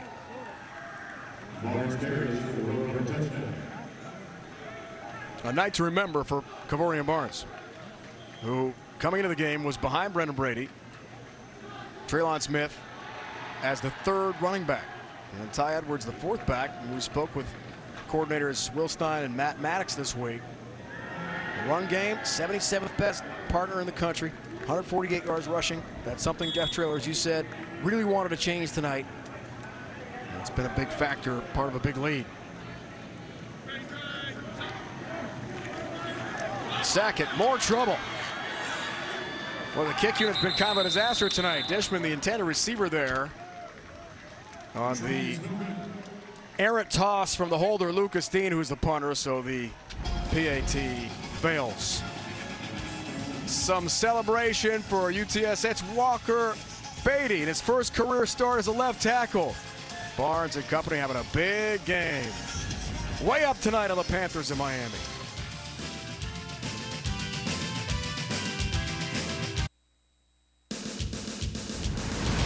College football on CBS Sports Network is sponsored by Ryan, a leader in global tax services and software solutions. By IHOP. Join the new rewards program today and start earning free food. And by Reese's Peanut Butter Cups. Mr. Lobs, T.Y. Hilton, a great career, right? NFL, the Colts. Andy Garcia, one of my favorite actors. I mean, no doubt about that. Kavorian Barnes has had a huge game here tonight. 2 career touchdown runs for him, but both come this evening. 6 carries entering the game tonight. Look at that. Partner, 94 yards, and 62 of which have come in the second half. He has made an impact, hasn't he? And he got stronger as the game went on. You see him running through tackles, running around guys. Looks hungry. I'm not sure if Brendan Brady is injured or what. He only had 7 carries tonight, but when you have 3 backs that you can alternate in there and go with the hot hand, it just does wonders for your offense, and they're leaning heavily on Barnes tonight. Joseph and Wilson back to receive the kick from Sackett through the end zone for another touchback. Now let's go back to that last touchdown. Let's look at 67, our guy, defensive player, moving over to offensive tackle, getting up to the second level, getting a block on Manuel. Walker Beatty, good job of finishing, and you see it. That's how you celebrate. Somebody hand that man the football and let him spike it. And he looks exhausted to me. You know, he left it all out there tonight. I don't think he gave up a sack. He was good in the run game. Really good job from Walker Beatty, his first start. First start after getting switched from defense last week. Amazing. Owens a carry on first down. Third running back for FIU. Good scamper. And the chains move. It's a first down coming up here for FIU. Tavius French, sophomore, Memphis, Tennessee. Hutchinson, JUCO transfer as the stop, gain of 16. For Mike McIntyre, you want to see your team continue to fight. A lot of freshmen, sophomores, continue to execute. Yeah, we know we're down big right now, but we can still put some points on the board. Let's see what they continue to do here for FIU's offense. Owens again. Bounces off right tackle. Does go north for a couple yards. Positive real estate. Stopped by Avery Morris. Defensively, UTSA, and Leonard as well involved on the play for the Roadrunners. You know, in my mind, partner, you look at the game, it's a 27-point game. But Mike McIntyre, this is like an extended practice. This is like a scrimmage. In a lot of ways, you're getting reps, live reps for your guys. It's a young rebuilding program. It really is valuable. Yeah, you want to add that to your foundation. You can't show these young players enough situational football. You just hate for it to come in this type of situation where you get beat big. But they'll learn from this. They'll grow from this. Young teams grow from this. They'll learn from the loss, and hopefully in the coming years they can bounce back. Owens running hard. Got to give him that. No question. And they're continuing to go tempo. Empty, sugar huddle. No, 2-by-2.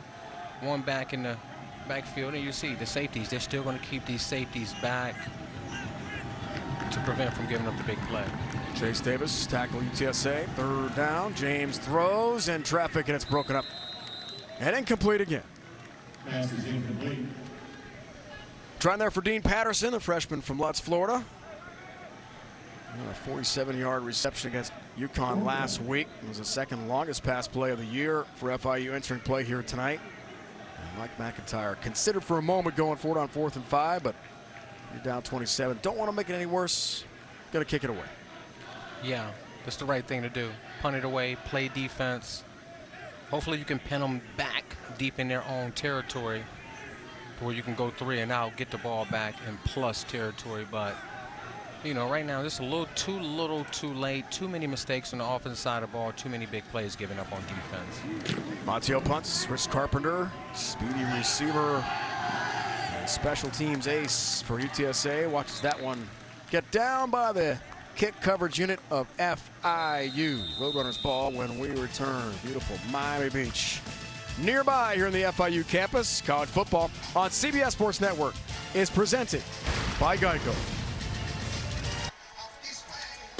All right, Dante, let's look at the game summary tonight. Brought to you by IHOP. The numbers of the red zone cash-ins have been pretty big for the visitors from San Antonio, huh?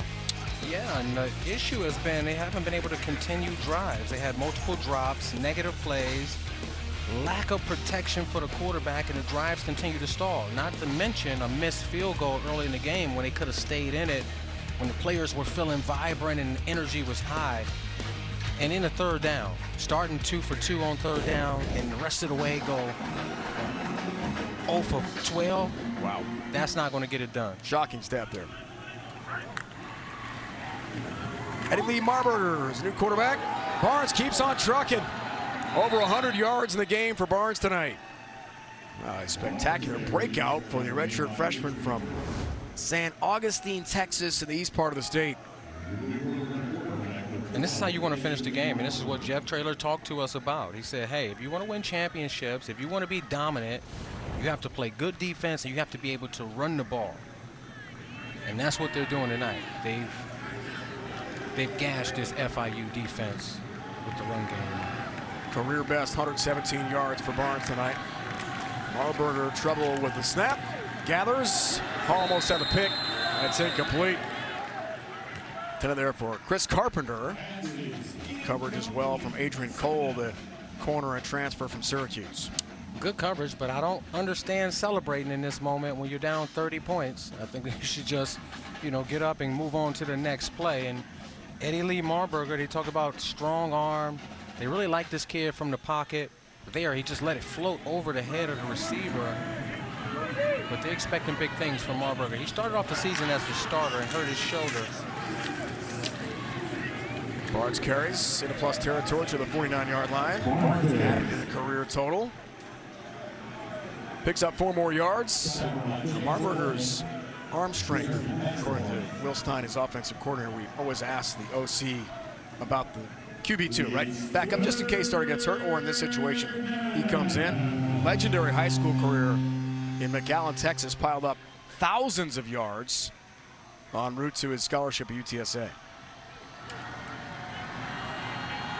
What did Will Stein say to us? 100,000 yards? Wasn't quite that many, but may have seemed like that to the defenses. Marburger carries. First down and then some for Eddie Lee. A really nice pickup. Yet another tackle from Bernadelle. He's got 15-plus hits tonight. It's a gain of 12, and the chains on the move here for UTSA. And that's surprising. He looks good running the football as well. He looks more twitchy than Grayson James. And he almost threw an interception there. Miscommunication with his receiver. Their pick, Adrian Cole. His cornerback spot from Eddie Lee Marburger, and Cole knows he should have had that one. Yeah, the receiver He's got 2 picks on the year. Yeah, the receiver wasn't looking. Like he was blocking downfield. Musburger was expecting him to glance back. That's considered a glance route.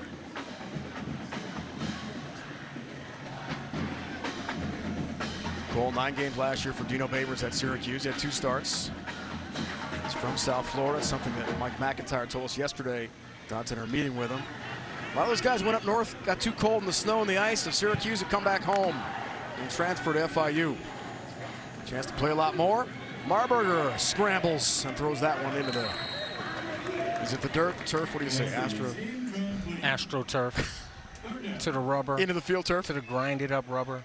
That's what it is.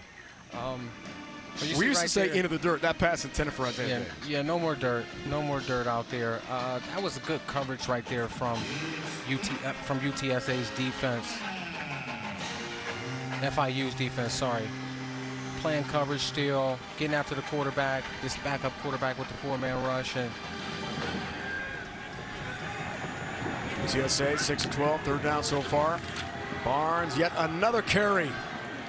Not to the second level. Needed the 27 for a first down. Coleman the tackle. Defensive spot. Some of the 2s and 3s getting opportunities here in the late going of this game. 27-point differential. Chase Coleman, the sophomore from Tampa, his second game of the year, made that tackle. Gives him 2 on the season. And you can see the 2s and 3s are moving at another speed. They're excited to be on the field right now. Absolutely. Fourth down. Eddie Lee Marburger lost the football. Still loose. No whistle. And FIU is going to take over with some heat on the backup quarterback, UTSA. They've got the ball at about the 48. The pressure pays off. And Chance Coleman just had a tackle a moment ago. It's a big factor on that play defensively for the Panthers. And I know this game is out of reach, but in that moment right there, you want to do everything you can as a defense to scoop and score that ball to put a touchdown on the board. FIU gets a stop late here in the game. A little too late for the Panthers.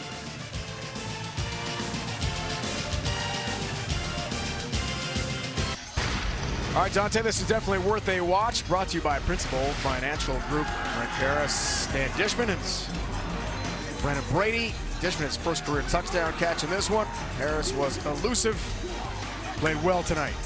Yeah, evading defenders, getting the ball out quickly, allowing his playmakers to do the work in the red zone, just giving his guys an opportunity to go up and make plays versus one-on-one, and then the perfect delivery to the tight end, Dishman, for the big touchdown.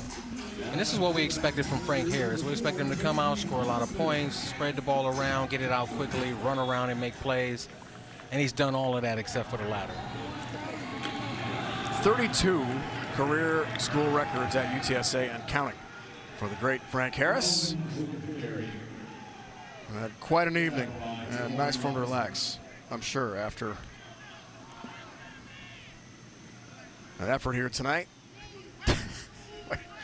Having some fun, right? I mean, at this point, why not? Yeah, he's having some fun. He deserves Lots of it. smiles on that side. Work hard all week. You execute the game plan. You win a big game on the road. You deserve to have some fun.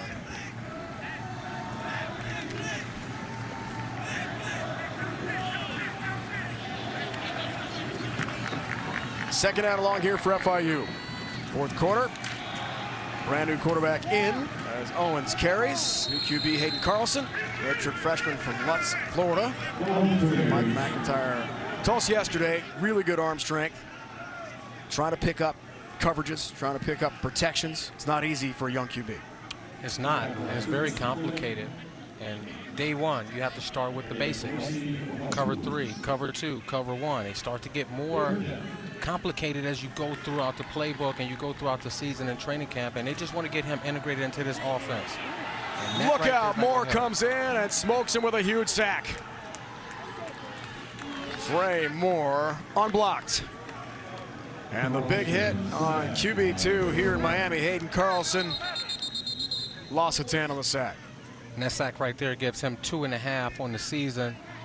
He's a guy that's just been playing downhill all games, the beginning to the end, and that's all you can ask from your defense, to continue to play hard. They talk about effort over there. They don't really care about missed tackles.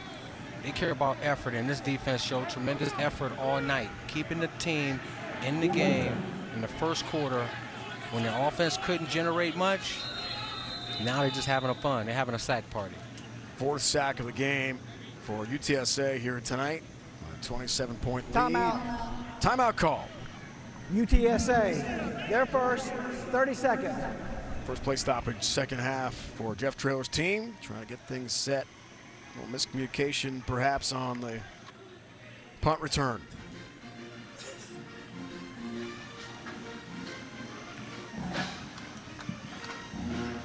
Another big game for Frank Harris. We saw the career records a moment ago, up to 57 career touchdown passes. Tonight, 303 yards, 24-35 passing. I thought a slow start. I thought they looked flat a little bit in that first quarter. Dante, quarters 2, 3, and mostly 4. It's been all Roadrunners tonight. It has, and you knew that Frank Harris was going to get them started. It all starts with him and it ends with him. And they expect him to do a lot of things in this offense. And being that they have 5 offensive tackles down, a lot of shuffling on the offensive line, they know that he's going to get in trouble sometime, and they call him Houdini to get themselves out of trouble.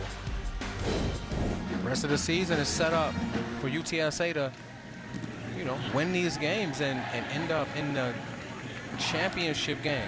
The way that they're playing tonight, being able to run the ball, throw it through the air, score a lot of points. Agreed. Frank Harris, Rashad Wisdom, couple number zeros there. Captains. Having a good time on the sideline with a big lead tonight.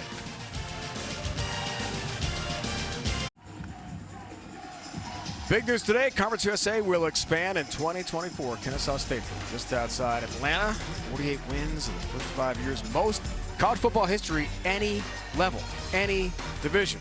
Fantastic. First ever program in history to post 3 consecutive 11-win seasons in its first 5 years of competition between 2015 and 2019.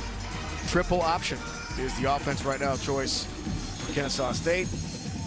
Big campus, 43,000 students. Really great addition to CUSA in 2024. Look forward to that. Not just in the football field. A lot of good intercollegiate programs for Kennesaw State. So 3 programs, Jacksonville State, Sam Houston State, Kennesaw State, eventually to move up from FCS to FBS and join Conference USA. Yeah, and it's going to be a difficult transition for a lot of them. You get teams that are bigger, faster, stronger. The recruiting is going to be more difficult. We'll see how it plays out for them.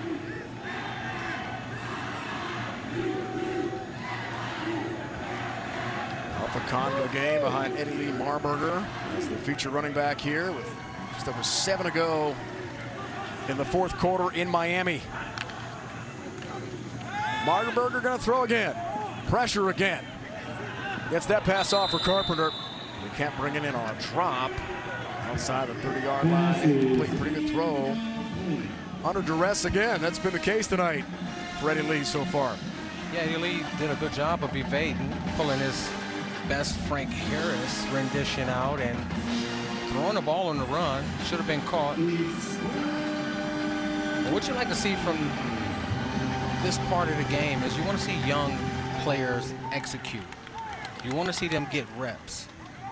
These aren't meaningless reps. Like, a lot of this matters moving forward for both teams. So you want to see them continue to fight and execute. Third down, Marburger mesh play, keeps, and he gets wrestled down outside the 20. Near the 25 for the first down, so shy of the marker for UTSA. Jeff Traylor, no hesitation, no punt here. Clock rolling towards 6.5 to go for the guys in the 210 area code. Jeff Traylor is hot under the collar. There were times in we've had them 2 out of 3 weeks after their win at Middle and what looks like a win here tonight at FIU. It's pretty self-deprecating. He's talking about the program needing to get a lot better in a lot of areas, but they keep winning games. That's how it led off this week's Zoom. Well, we're not very good, but we keep winning. Yeah, and that's how he sets us up. Yeah. That's how he sets up his opponents. Always right.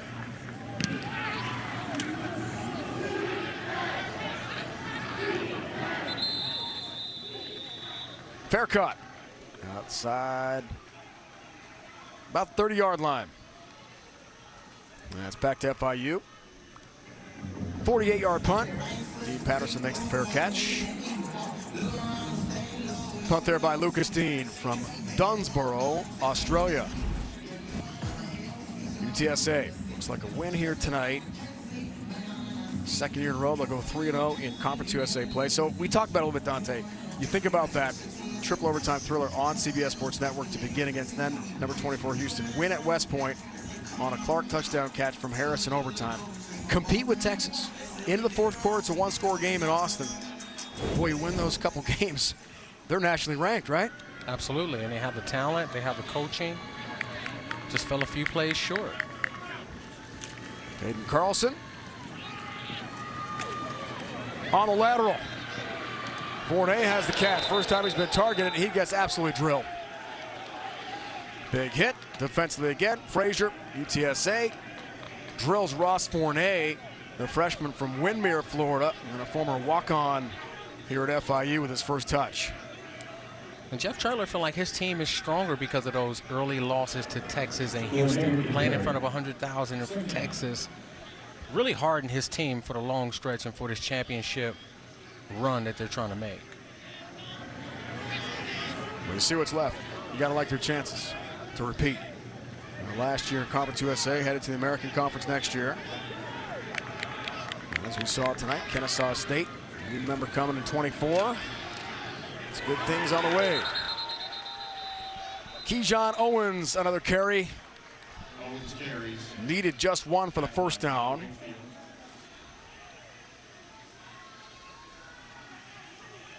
And it's 1st and 10 here for FIU.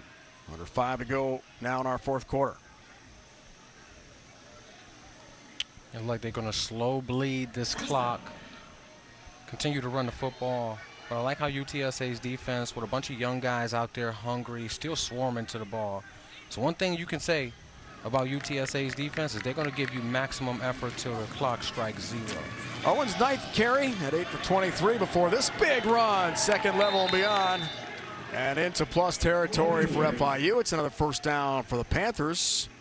So there are some positive signs, right, that are coming to this game tonight. Keyshawn Owens got to be one of those for Mike McIntyre. He is, and he's making reads. He's making people miss. He's running physical, running through blockers, running through defenders, excuse me. We probably need to give him some more playing time. Ryan Shaughnessy, Rosenberg, Texas, transfer from Mary Hardin Baylor.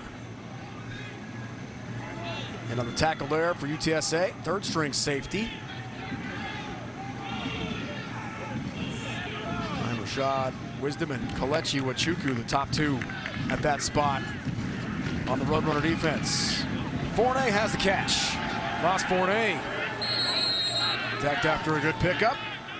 2nd target, 1st grab of the game for the former walk-on, who was surprised by Mike McIntyre with a scholarship back on August 27th. You remember what Jeff Loeb, the DC, told us this is called? Cut the face. He said, don't break down. The first guy get there, cut the face, make the ball carrier cut back into the defense, and that's what they did there. Execution is what he's looking for, and that was a perfect example of it. So Carlson, the offense, getting some good production here in the final moments of the 4th quarter. It's Conference USA matchup tonight from Miami. Carlson, the key, gets overwhelmed. Lamonte McDougal, one of 3 Florida natives back to the Sunshine State on the UTSA roster. Coming up next, Brent Stover and the gang awaiting our New York studios with highlights from tonight. Couple games in the FBS. Big weekend coming up. And I'll sound off on the latest action from around the country. Don't miss Inside College Football. It's all coming up next on CBS Sports Network. We haven't talked about Syracuse, NC State enough. Can we get enough? Yeah, I don't know you much like the about Wolfpack on the road. I'd rather talk about the Buckeyes. You know, we'd rather talk about the ranked programs. Syracuse is ranked this week. All right. 2 weeks in a row. First time since 2019. 26. Come on. 5-0. Pretty proud right now. Tip ball nearly picked. And incomplete at about the 30. Ryan Shaughnessy almost had the tip drill interception. Late turnover. A pass there from Hayden Carlson. Tell you what, that's the charity that you dream about. Late in the game, pad those stats, tips and overthrows. That's one that he wished that he had back. Yeah, those types that I love. Mike McIntyre told us about Hayden Carlson. Really good feet. And he phrased it a COVID tragedy because missed basically 2 years because of COVID and then couldn't enroll when he wanted to at FIU. So he's playing catch up. Carlson passes here, a little back shoulder fade try. And flags fly, it's brought in.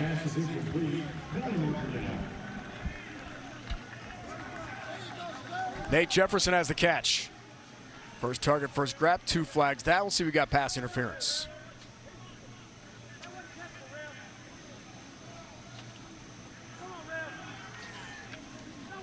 Pass interference. Defense number 11. 15-yard penalty from the previous spot. Automatic 1st down. And they still continue to fight. Fade, trying to go to the back shoulder. Yeah, he grabbed there.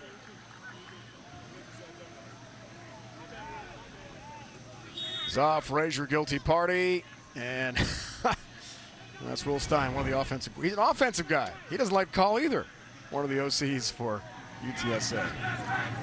You always got a politic right on the sideline. You got to try for your team, no matter what the score is. Get your little TV time. Only the 3rd penalty of the game tonight for the Roadrunners. They played a clean game here. Hayden Carlson runs the show. Redshirt freshman.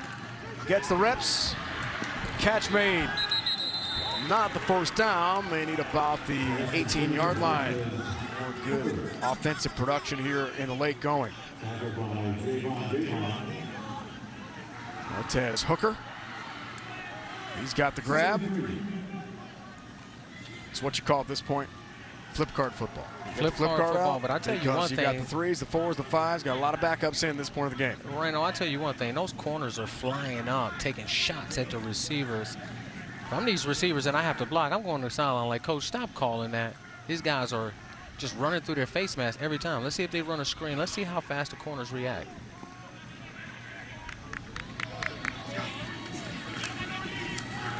Carlson 2-3 throwing. Gonna run this time. Redshirt freshman. He's tracked down. Got to about the 15-yard line. Does have the first down for FIU in the late going. Just over a minute to go in the fourth quarter.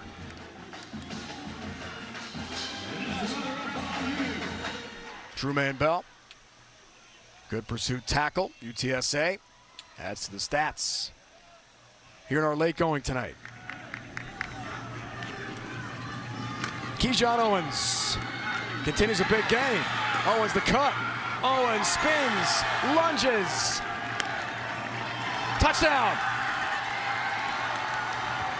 Keyshawn Owens gets his opportunity, takes advantage. Touchdown FIU. And Rhino, that's what you want to see from your young guys coming in the game, never giving up.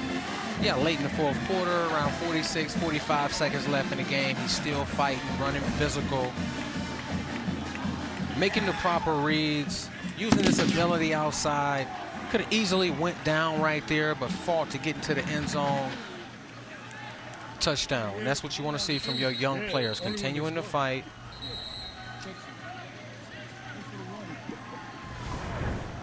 Timeout, FIU, 30 seconds. Why would Mike McIntyre want a timeout here? I really don't know. I could not tell you. 15-yard touchdown run. As Owens has the first career touchdown scamper coming here tonight. And Mike McIntyre, as he told us yesterday, Dante, there's a lot of coaching, there's a lot of teaching that goes on a regular basis. He changed his whole film session approach to do more walkthroughs, more physical than watching it on video. And how about the effort from Owens to get in the end zone? It's a very good effort. Came in the game averaging 5.2 yards a rush. In the game with a touchdown there. Probably should see more playing time in the upcoming weeks.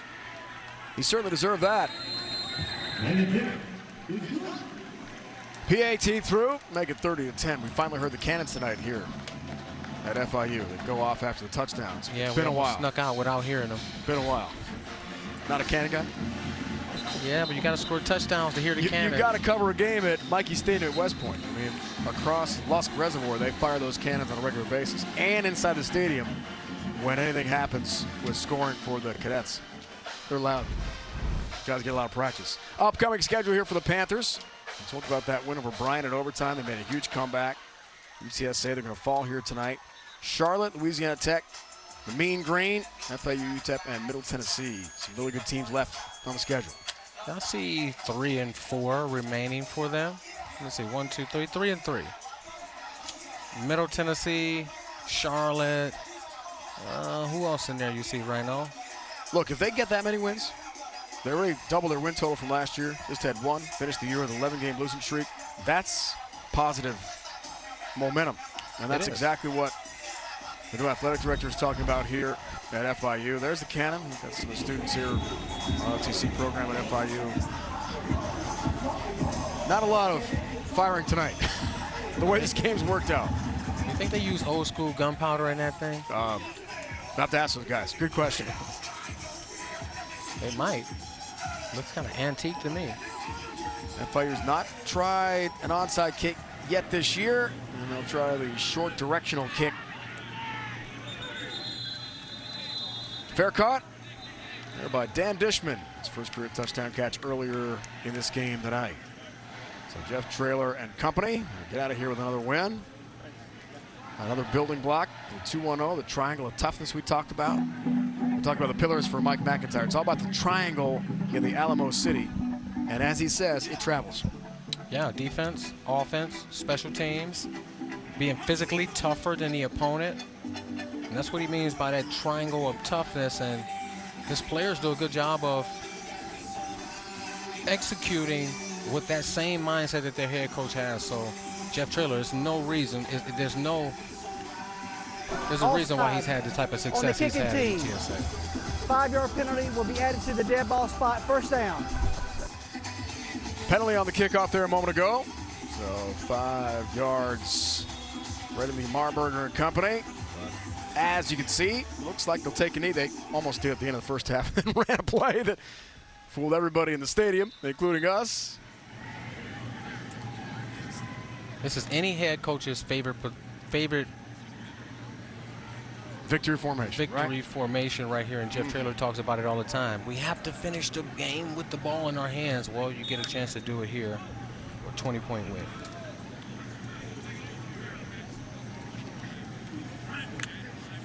Eddie Marburger takes a knee. And that'll salt this one away here tonight in Miami.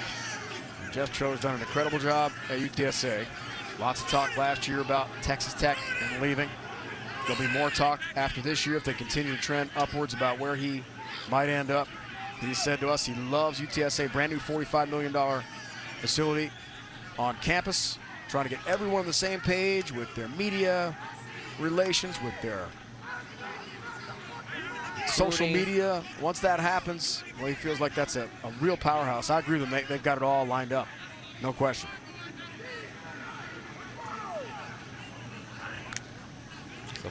One more knee and that's it to make it official here tonight in Miami, a 30-10 final.